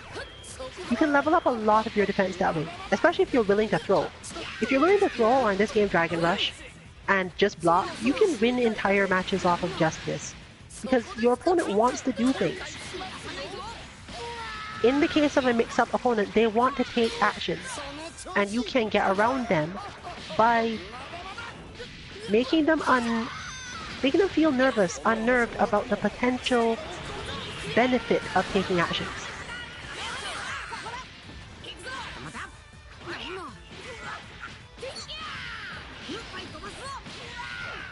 Depending on your character's moves and EX moves, you may be able to do even more than that. Goku, for example, is not particularly strong at the basic form of the wiggle around, but Goku can do that, which is super important.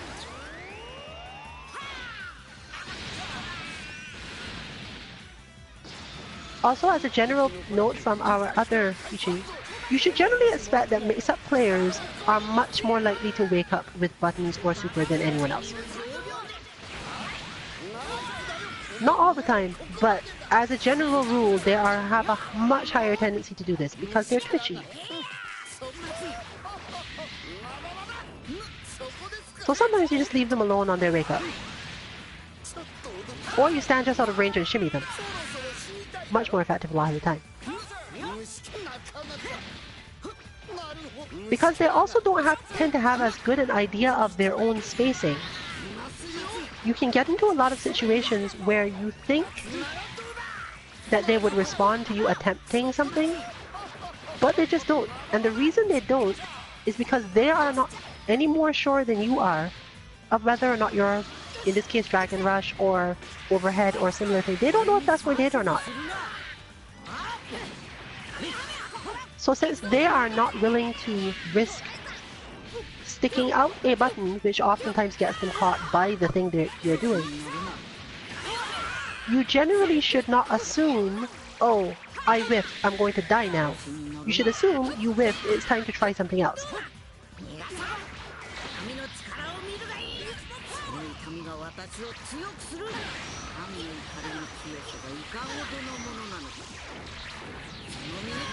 Forcing the sparking.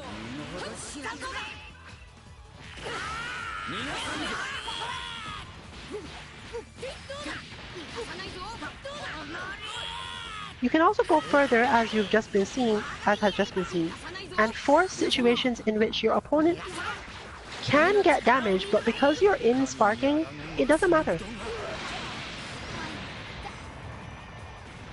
The damage they end up doing is half to a third, even, of what they would actually have achieved. And since you are in sparking, you're able to do this.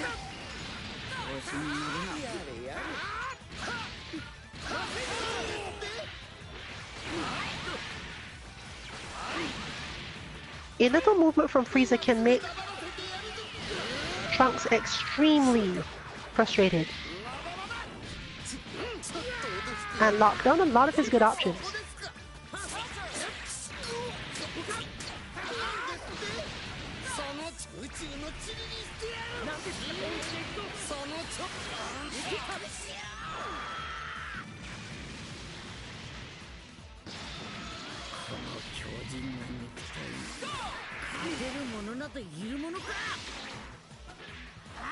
Since Trunks also has relatively poor tracking,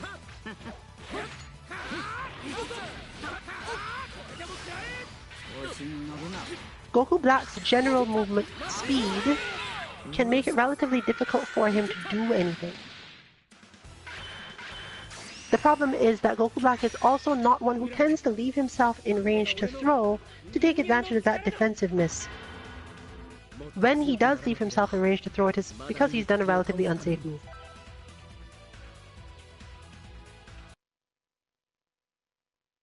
Trunks, are you calling the end of stream? I don't think you can call the end of stream just yet.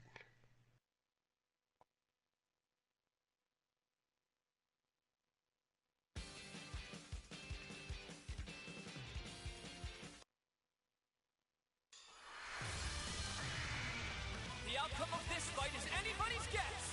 So as noted yesterday stream-wise,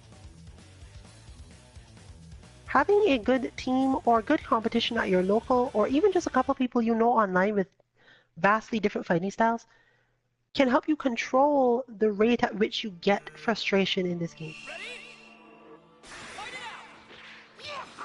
Because in this case, moving around and not just blocking would lead to terrible things against this matchup.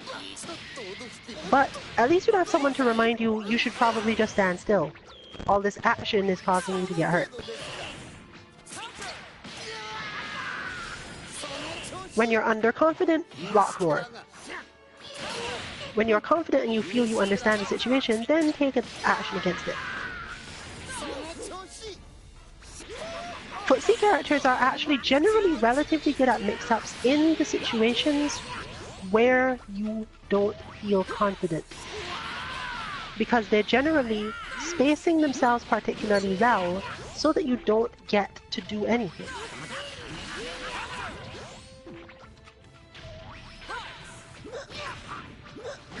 But because there generally are not characters that can easily open you up, in fact, Kid Buu's ability to open other people up is relatively terrible.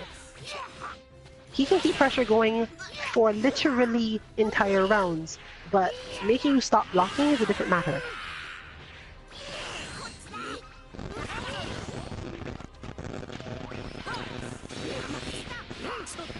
He's generally expecting and hoping that you are in a position where he will be able to do something to trick you into reacting and then beat you.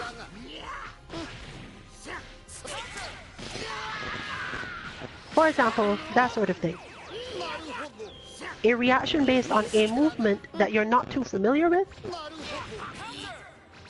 and then maybe you're in the problem. But other than that, for the most part, there's really not much this character can do to open you up, other than Dragon Rush itself, which he's not generally good at pulling off because of where his moves lead him and how his auto combos work. Note that you cannot normally be caught in a Dragon Rush from the air while you're crouch blocking. Meaning that, as much as Kid Buu may seem to have a ton of mixed-up stuff, he's in the air. You just block high for a little bit and then go back to crouch blocking, and he's pretty much helpless.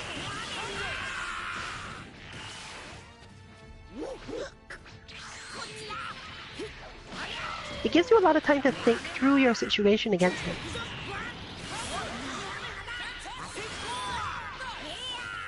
With Gohan, you have a similar situation.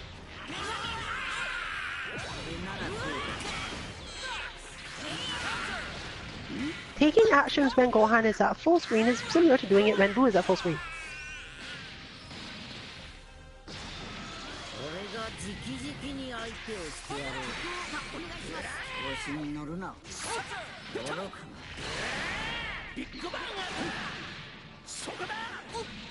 And similarly for Vegeta Blue, he's terribly vulnerable when he brings himself close to you. But if he doesn't do that, then you probably shouldn't be moving, because you will lose.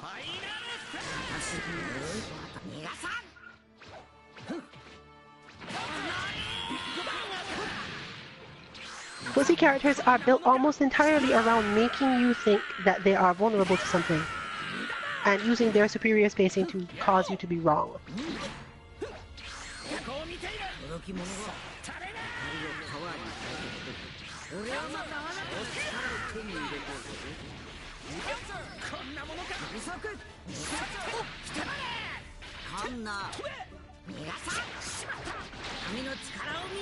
It is best to work out a few very strong, things that you can be very confident in when it comes to responses, and use those to defeat footsie characters.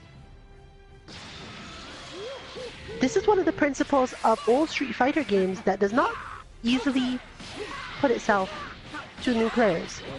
It used to be that you really didn't have that many options. You could hit, like, crouch something into sweep, or just hit sweep. And that was basically all you could do at certain ranges. As we got more and more options and got more and more ideas, we started using more and more ideas. But as they all became harder and harder to execute, characters that could do this sort of thing became more and more scary, because we were likely to try to convert our defense into bigger damage rather than consistent defense. Against this sort of character, consistent defense is stronger because it affects the psychological state of your opponent more than you sometimes doing large damage and sometimes taking large damage. It does not discourage the opponent very well.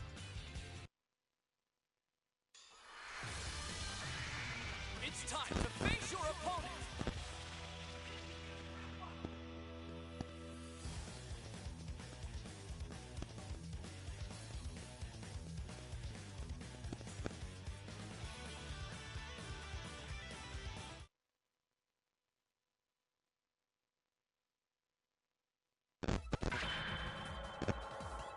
お前たちを殺しに来た。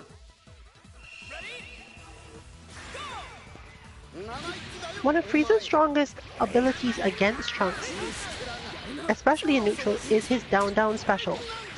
This is another warp similar to that of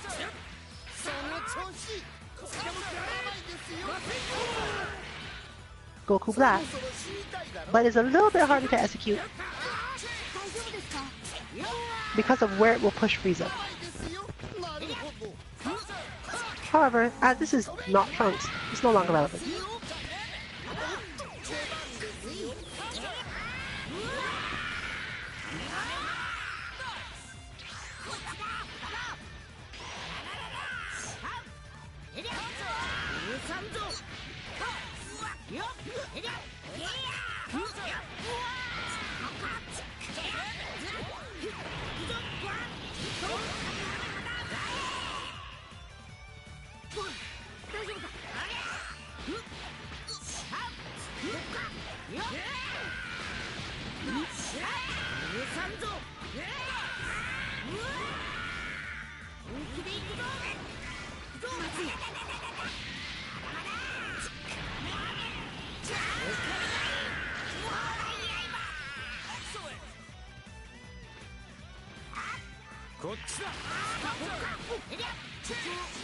The ability to use relatively long monormals to move yourself forward in certain situations is also a strength of many zoning characters. Not all of them move themselves forward, but a lot of them have a lot of good stuff that you can just hit crouch medium and stuff like that. To cut your opponent off from being able to launch their own attacks, while generally leaving yourself somewhat safe from theirs.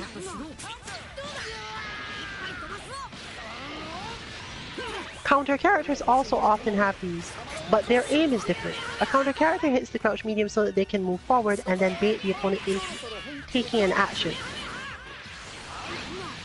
This is normally done at close range where it could have hit but didn't. Zoners are more likely to hit those moves in order to close a little distance from full screen without giving themselves too much problems.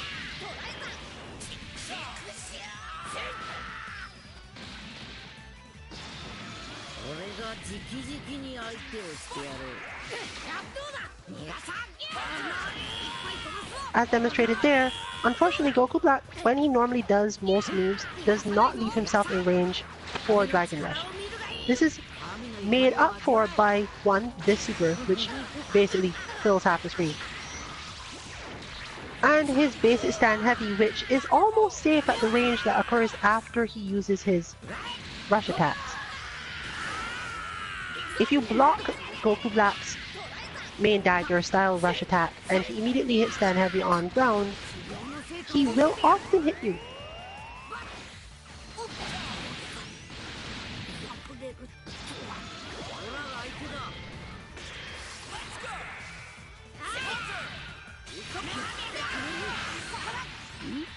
The difficulty in versus games like this is that you must distill your strategy down to minimum in most fighting games, but this sort of game forces you to deal with at least 3 combinations of things at any given time.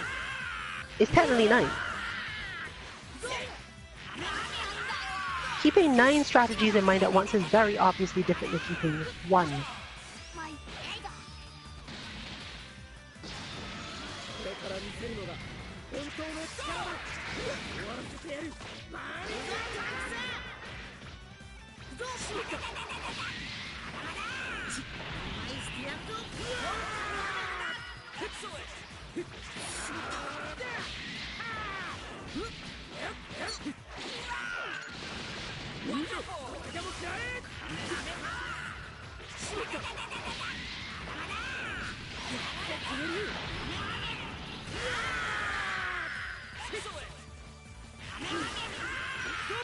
Also, everyone should note that you have the option to delay your wake-ups from many knockdowns rather late into them. You do not, in fact, have to do them immediately. It does not change too much about the data, but it does prevent certain mix-ups from working. at least when you're in mid-screen, making it harder for the opponent to get you to the corner where they stop working.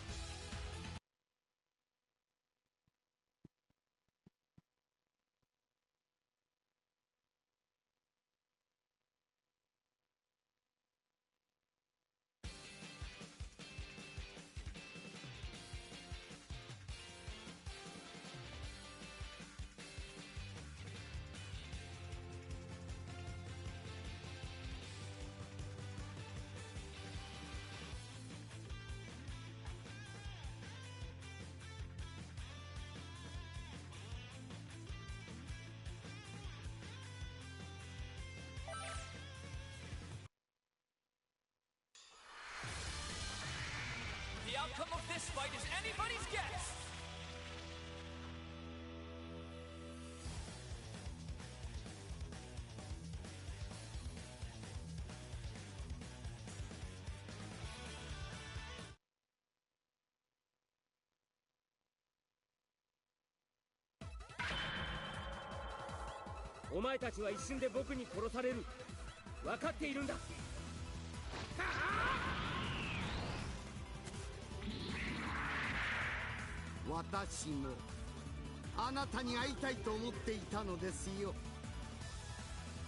It's all or nothing.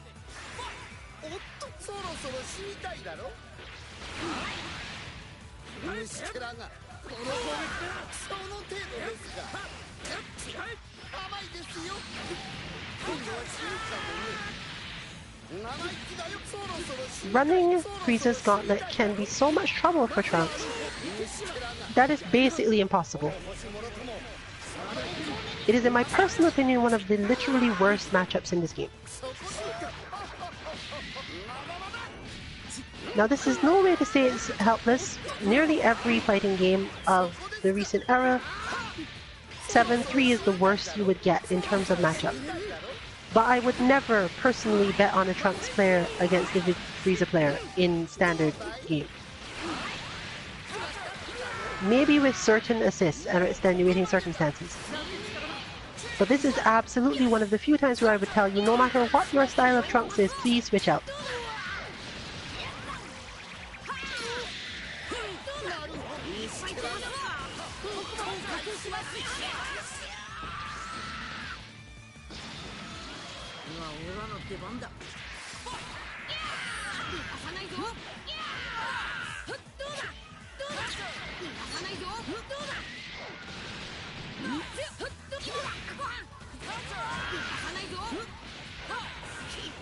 Goku's general weakness in this setup is that of the characters in the game, he is one of the least able, regular Super Saiyan Goku, he's one of the least able to get himself out of corner pressure. Fortunately, his jab, his light attack, is relatively strong, and he gets not only a lot off of his deflect attack, but tends to be at a range where the opponent can't risk just letting him get up.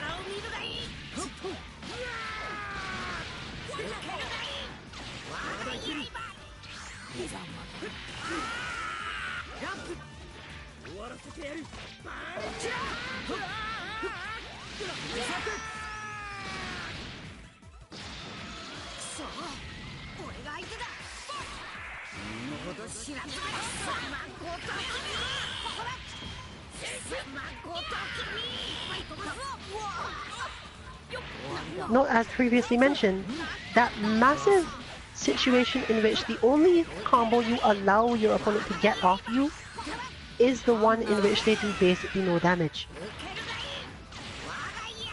Raw Vanish versus a character in sparking for most characters in this game leads to nearly nothing. The damage dealt is almost embarrassingly small. Therefore, even if you are a defensive player, you can make decent use of your sparking mechanic by letting yourself go on the offense in particular situations.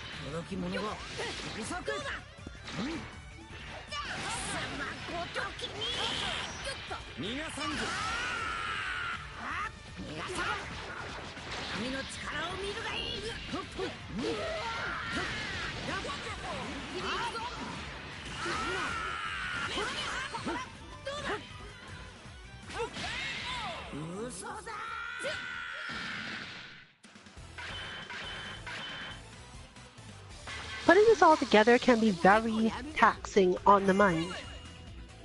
And unfortunately, it's the sort of thing that doesn't easily get trained against either the CPU or any of the other systems. However, you can train the CPU in terms of simply keeping your mind on your game plan regardless of what else is happening. CPU opponents, especially in training mode where there is less feeling that you actually need to be able to do particular things, are good for when you feel as if you must do something correctly, but you keep on getting distracted by the rest of the match going on. The CPU will probably do at least enough complex things to throw you off your game and distract you from your goal, even though there's really no reason to shift from it. This is a good starting point, a good stepping stone toward being able to keep your cool and keep your plan in real matches.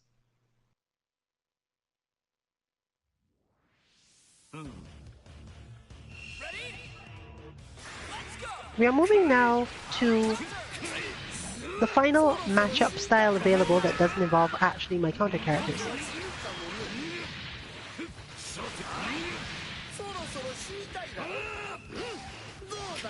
There is such a thing as a defensive mix-up style. It normally comes from characters who spend a lot of time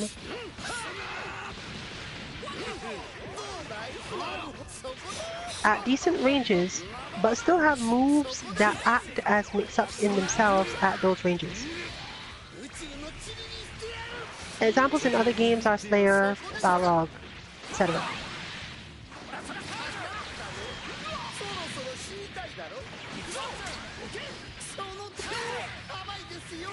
These are generally among the weakest type of character against zoners because they're counting on being able to make an approaching attack as a mix-up.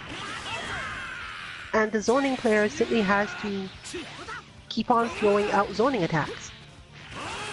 The optimal space for the defensive mix-up player is one that is extremely vulnerable to anything that zoners actually do.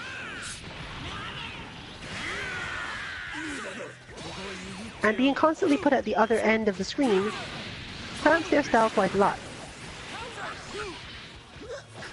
In Dragon Ball, you can use two main ways around this. You can use your assist to keep you safe, and you can use the dash forward, super dash. Well, more so dash forward Z change. Dash forward super dash also works, but dash forward Z change is at least completely safe.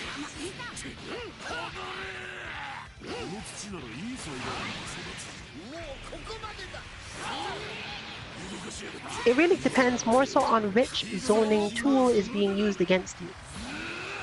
If the zoning tool is lateral and not too much of a worry, dash forward super dash is often enough because you do go into the air before you do it,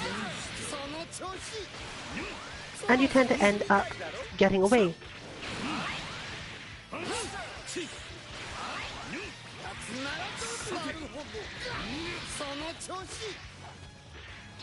If your opponent uses less conventional methods, you may need the dash forward Z change.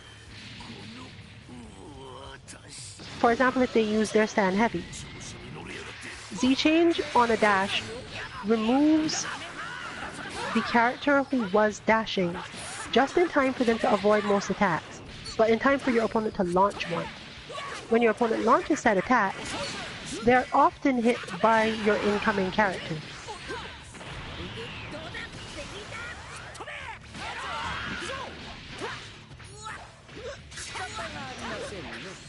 On defense, however,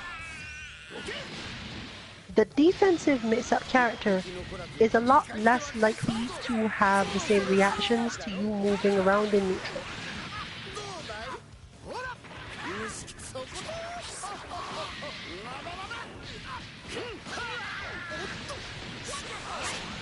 The strength of the defensive mix-up style is that there is no particular strong defense you can use against it. At that point, it's up to your choice.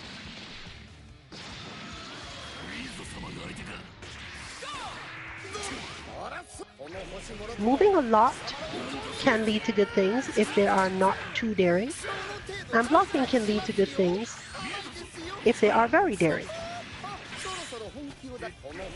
There's no specific way to tell other than to watch the flow of the opponent, because the strength of the defensive mix-up player is that they don't really have to try to get close to you, and they're very unlikely to miss or mess up their approaches.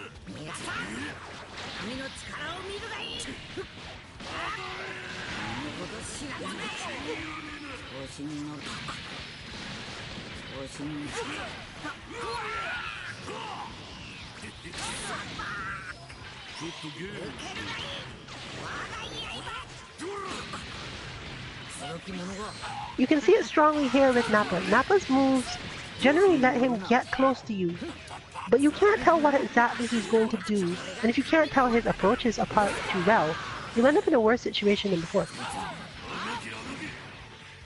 Your best option is to keep him entirely away from you, like this, which works when he's the last character by himself, somewhat, but can still be a big problem.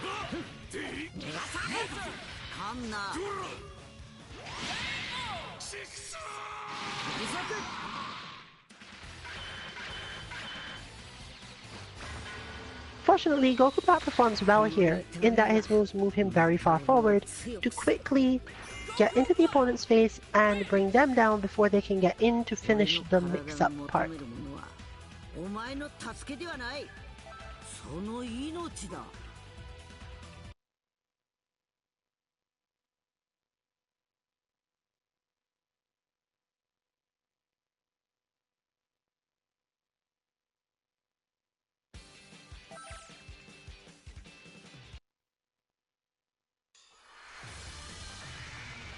Showdown is about to begin.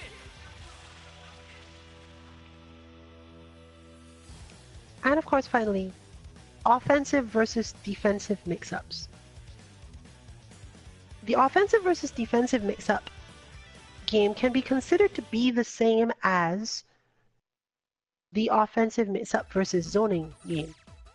The zoner is able to stay further away, but the defensive mix-up character's game plan is generally about the same.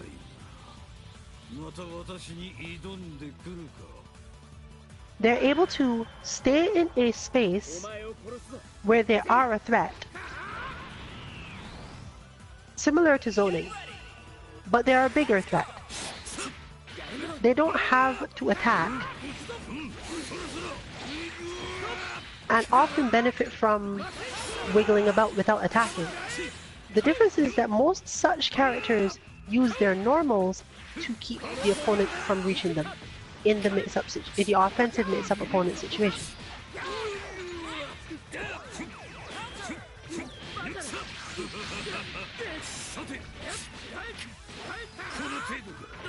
So in this case, for example, Cell's aim would be to wiggle about, just as Frieza's is.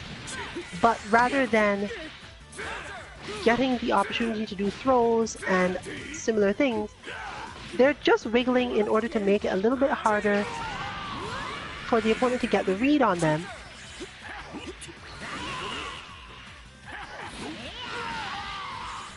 And not specifically to set up the spacing for an attack. The skill therefore required for the defensive mix-up character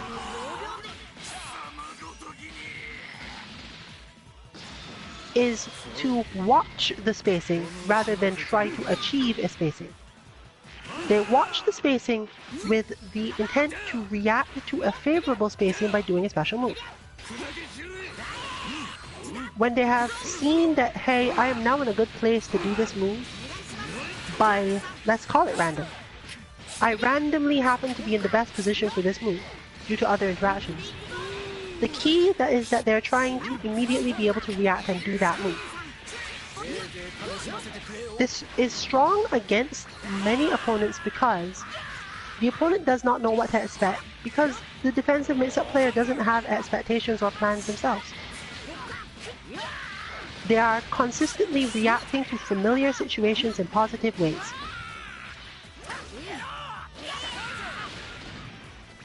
attempting to set the opponent up normally does not end as well because, once again, defensive mix-up characters will generally do something, making it feel very random. The difference being that the personal feeling can be quite different. When two offensive mix-up characters fight, they're basically just expecting it to work that way. They're enjoying it. When a defensive mix-up character fights an offensive one, it can be frustrating because they never get to set up their own mix-ups and they just end up feeling like the other player's mix-ups are stronger.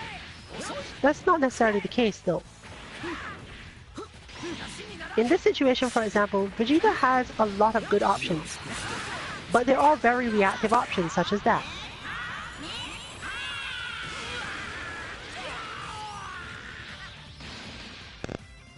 Trying to predict where the opponent will be in order to do your moves is generally a path to death because the opponent will move around a lot. They're aiming to trick you into making such massive mistakes.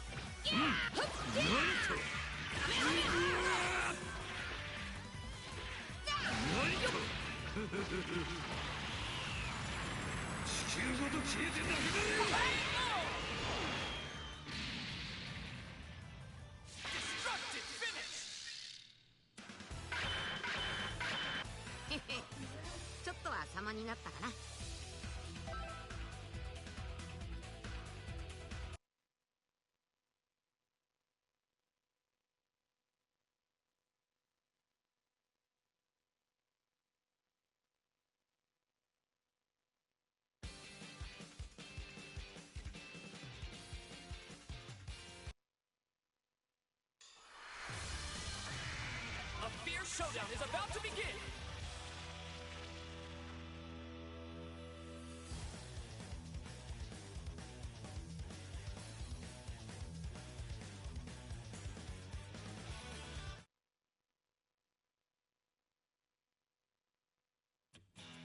Ready? Go!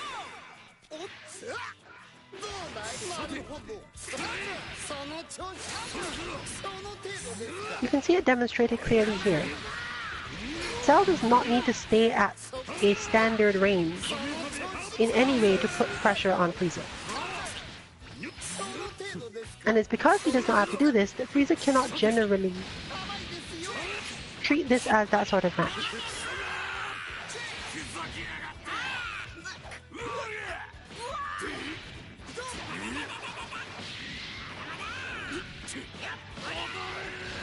However, straight zoning that does not require a lot of trickiness, becomes much more effective. It's very reaction-based zoning.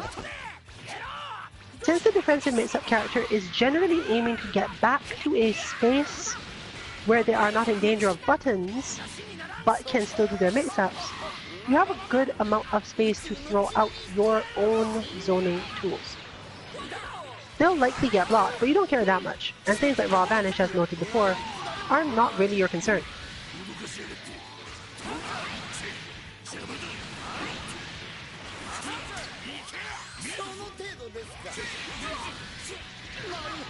It becomes especially difficult when the character in question does not get good stuff off of their super dash. And most of the defensive mix-up characters in this game are actually built so that their super dash does not lead into too much.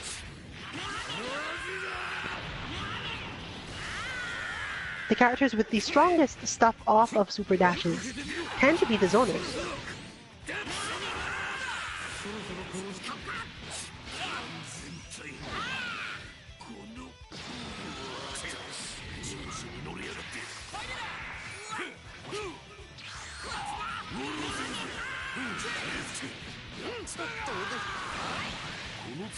So as you can see here, Nappa trying to get in on Frieza is not really a losing battle, but it's certainly a difficult one. At a certain range, Frieza's best option is to block, but as soon as he leaves that range, Frieza gets the zone quite heavily.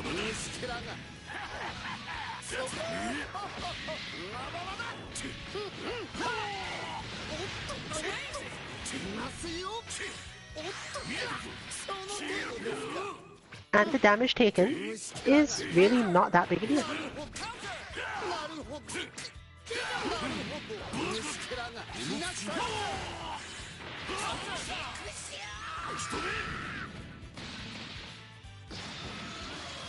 Since many moves are safe and you can't be sure when certain strings end, it really is in your best interest to just not do particular things. Training your defense in this game can lead to a lot of benefit. Precisely because the Dragon Rush is relatively easier to tech when you're expecting it, and is not as good as a straight up mix-up as it is in most games. If you are familiar with the concept of the tick throw, in other games, this is when you have done a move with a very, very small amount of pushback, so that you are not pushed out of your own throw range. This move is usually plus on block, so your opponent does not feel comfortable trying to hit anything to get out of it. But they remain blocking and take a little too long sometimes to respond to the fact that they were about to be thrown. As far as we know thus far, there is no equivalent of a tick throw in Dragon Ball FighterZ. There are setups that lead to things like this, but nothing that strictly counts as my opponent was blocking and I ended up close and can just go straight for Dragon Rush and they not be able to respond. It is nothing universal. The only characters that I'm personally aware of that have this are Gotenks and Cell. And in Cell's case, it only works because Cell technically actually has a grab. And Gotenks can use Galactic Donut for it, under certain circumstances.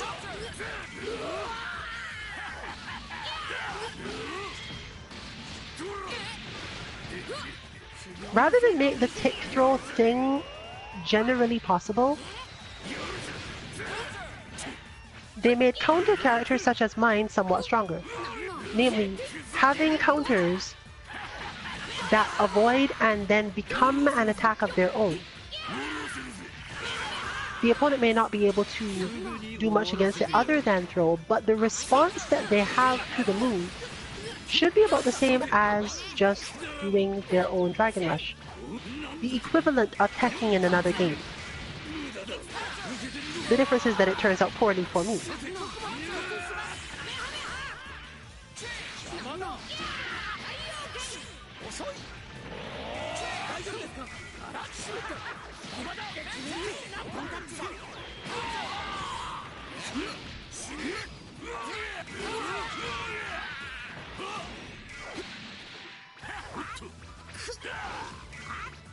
You can see with Nappa as well here, some more complex, difficult execution style defensive mix-ups. Nappa can move to positions where he is able to do moves that completely cancel and trick the opponent, but actually landing any of those moves can be difficult.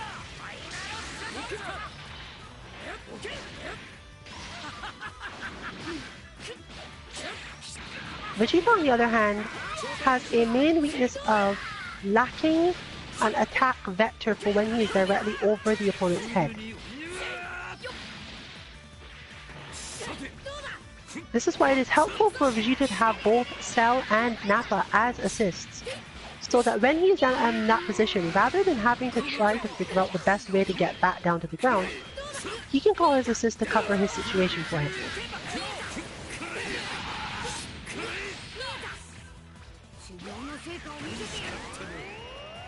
Similarly, we've discovered new technology recently that is basically the fact that Nappa causes enough pushback, just enough pushback, to make defensive mix-up characters quite strong.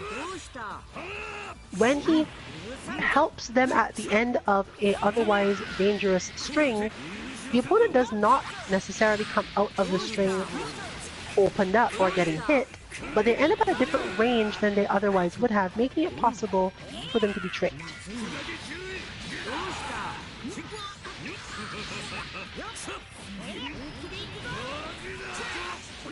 Unfortunately, the limited use of this, namely that it is an assist, means that it does not allow you to keep up pressure. But defensive mix-up characters aren't usually into keeping up pressure in the first place, so it's not usually that big a deal.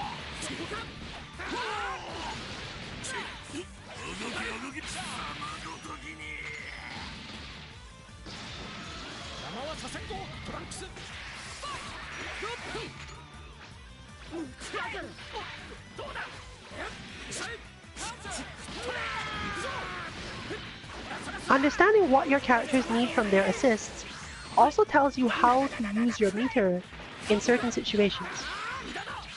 For example, if it had been possible earlier to prevent either Nappa or Cell from falling, even with a sliver of health, and bring in Vegeta, Vegeta would have been a more effective overall character due to what they add to his game.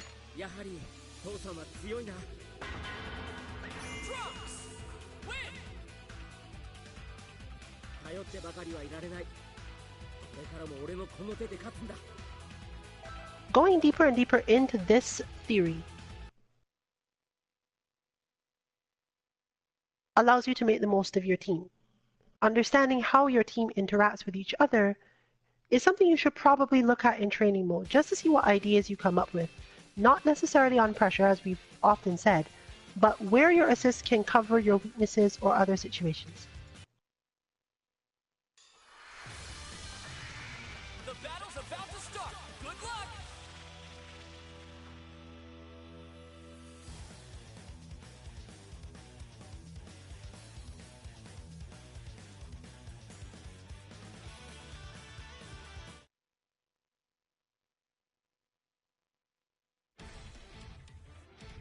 Are you ready?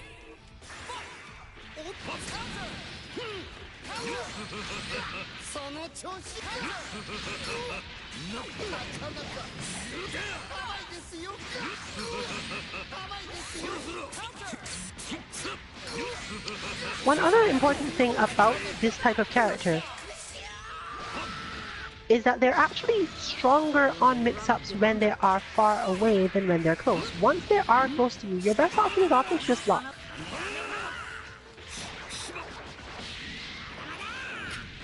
People with strong defensive instincts are not easily opened up by defensive mix-up characters.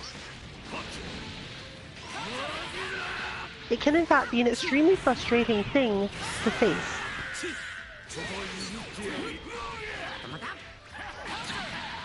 Because eventually, almost always, one ends up getting close as a result of it.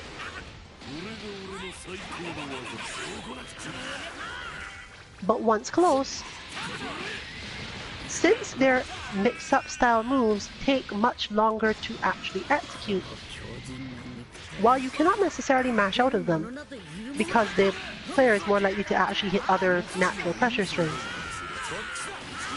it is the very fact that they're more likely to hit those natural pressure strings that you can get away, because they can mostly just be blocked indefinitely. You do need to, after a while, learn to understand them, but in nearly every game, this will eventually force the opponent to go for the overhead. And in nearly every game, a defensive mix-up style character has an unsafe overhead. I think the only one who is not like this... Wait, no, that's changed too. Never mind. I can't think of a single character like that who doesn't have that sort of overhead. Therefore, the only thing that you as the zoner need to be able to do is recognize and punish the overhead and nothing else. To get yourself out of it, you must block it, obviously. But that's basically it. You block the overhead, and then you're fine.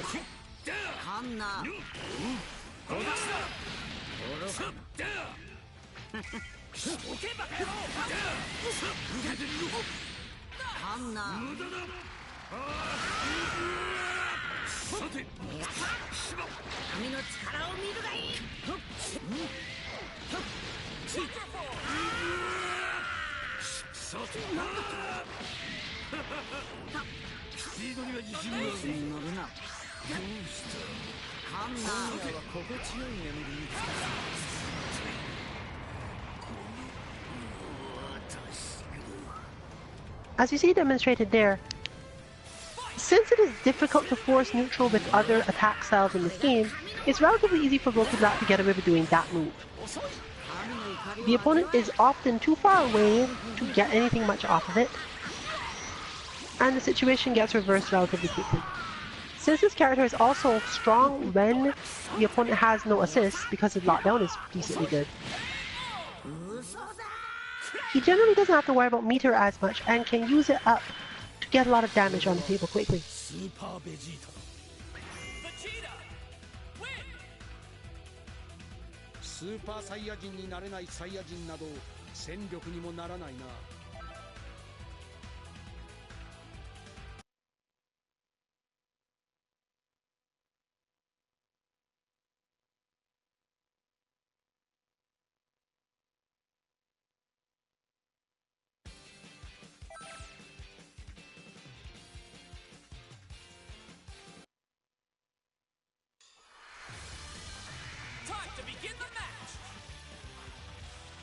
Putting this all together can be done best against friends in training mode.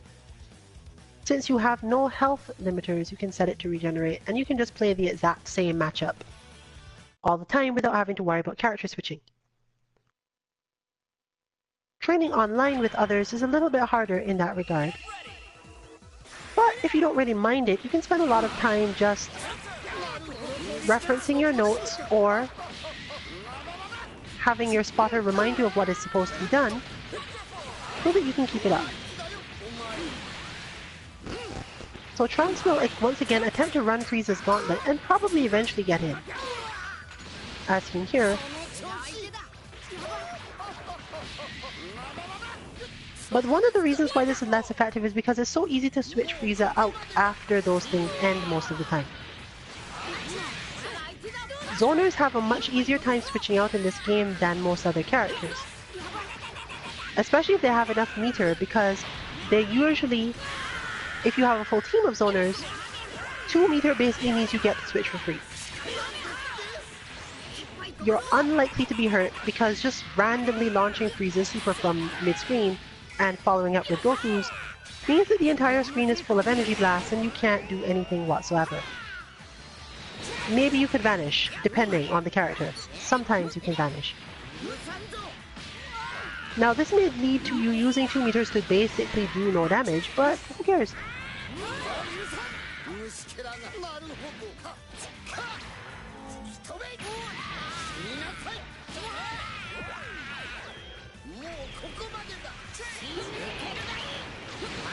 So as you can see here, there's really very little threat to Goku Black from most characters by that not working. Once again, the opponent could get Raw Vanish, but if you're using Raw Vanish at that point, what are you doing? You're spending 1 meter to get behind your opponent to do no damage. Well, nearly no damage.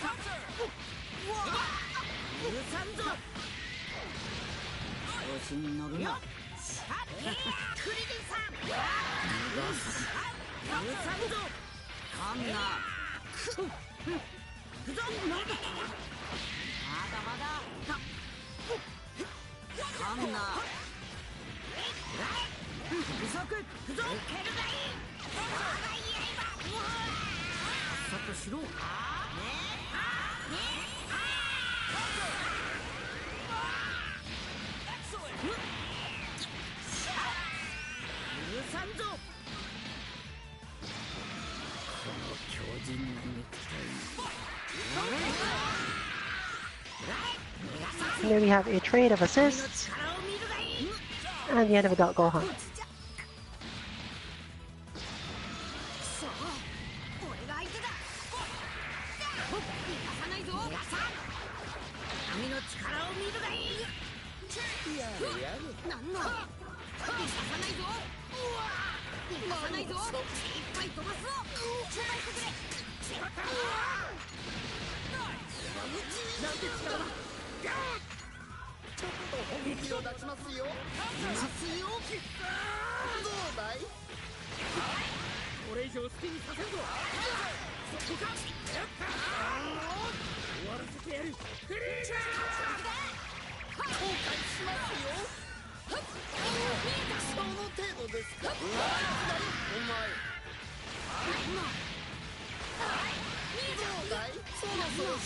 Having two characters who are still going to have difficulty relatively running Freeze's gauntlet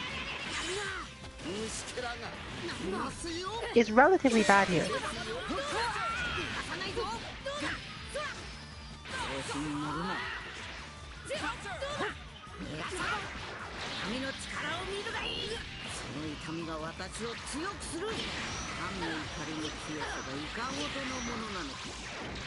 Unfortunately, this move does basically no damage off of Dragon Rushes. Always remember that your level 3s are likely to be heavily scaled in that situation, and you should generally use that for holding back against your friends.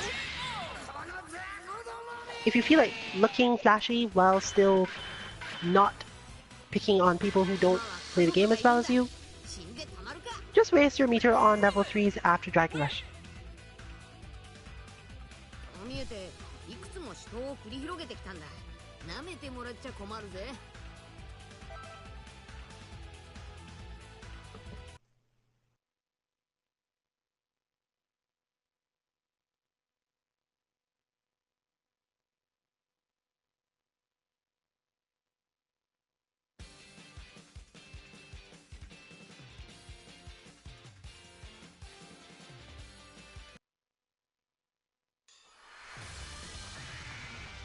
A fierce showdown is about to begin.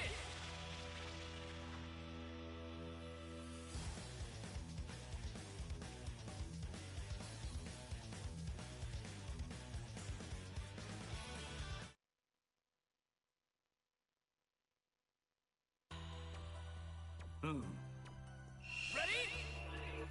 Let's go! そろそろ死にたいだろ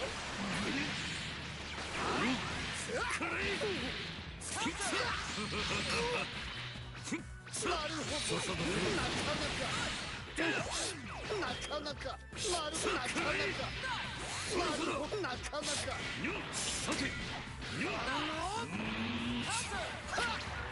ライいますよですよさてと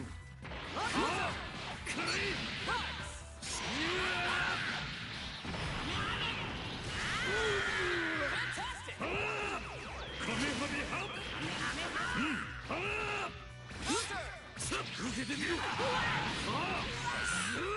こを譲ってやろう。そらそらそら。そらそら。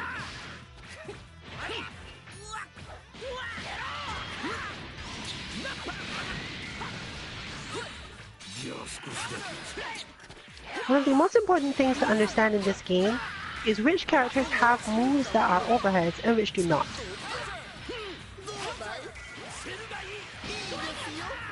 There are a large number of characters in this game against whom you can mostly just crouch block.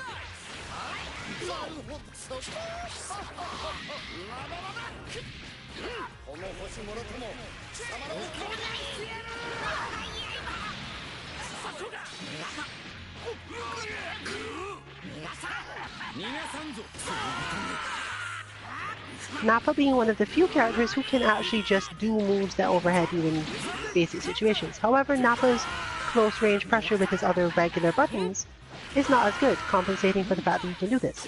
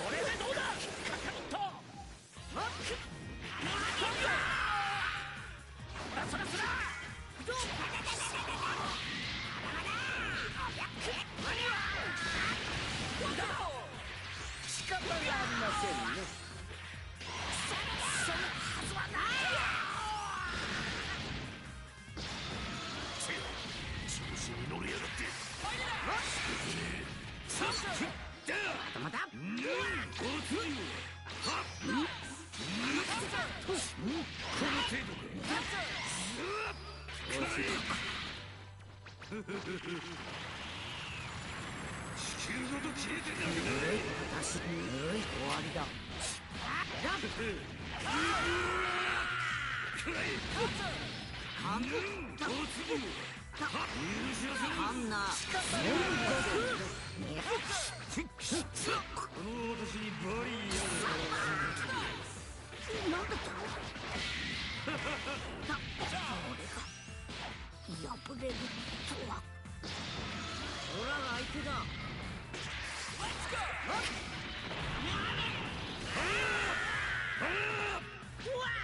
そろそろ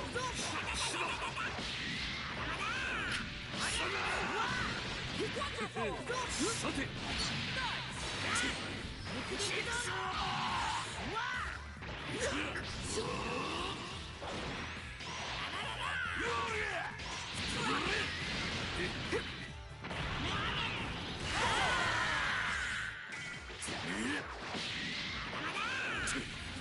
動け動け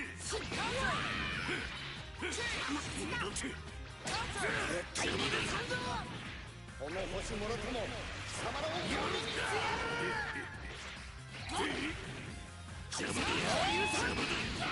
その程度ですかもうここまでだ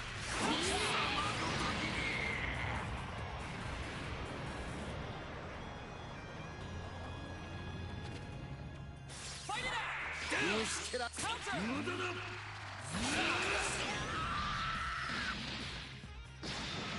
オラが相手だ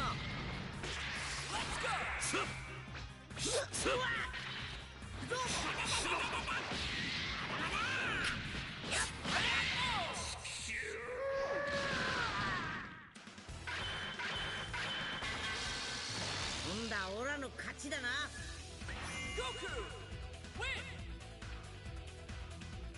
あったから隙は見せらんねえな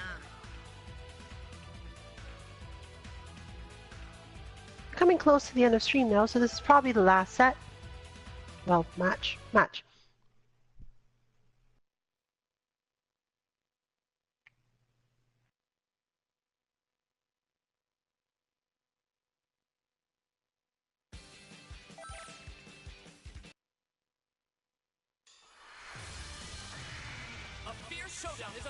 Join us next week when we at least partially dissect whatever the new flavor of the month concept on Twitter for the game is, especially considering whatever the outcome of Sonic Fox versus Goichi turns out to be. You should be expecting to see that at 8 to 8:30 Pacific time on the Esports Arena stream. So if you're interested in the continuation of that rivalry, and to get some context for what is likely to be popular in the upcoming weeks of the game, or at least popular in terms of what people are talking about, we should at least pay attention to probably whatever the result is and the reasons people believe that result occurs.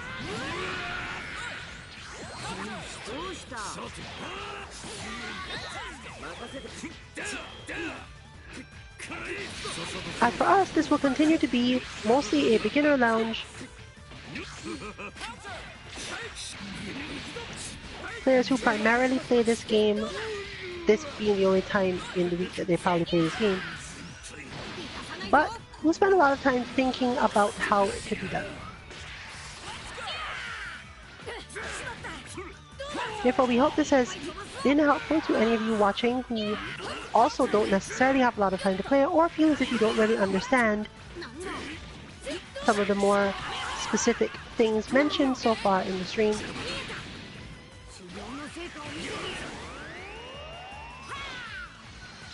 I expect next week, as a generality though, to be a bit more about specifics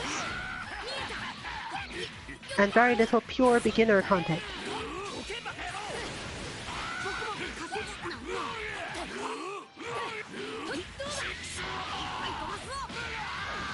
Stop by tomorrow for Street Fighter content. Almost certainly a review of Larabot 1.4.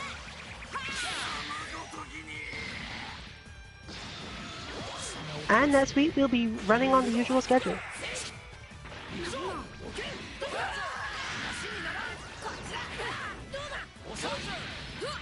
With the Pro Tour underway, for both Tekken and Street Fighter V. You can expect things to heat up, and we may discuss a bit about the latest changes in rosters of various esports teams at some point during next week.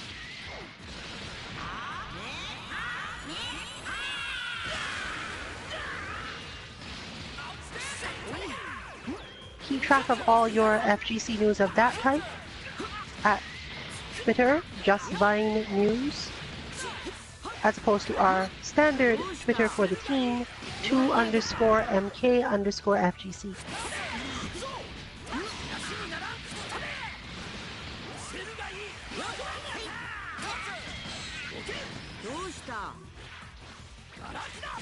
And of course,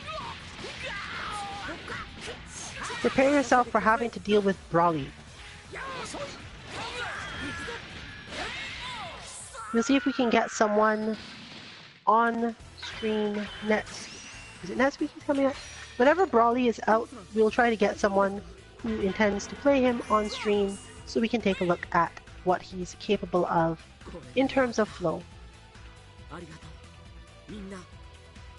And once again, Trunks says, that's all for now. Thanks everyone.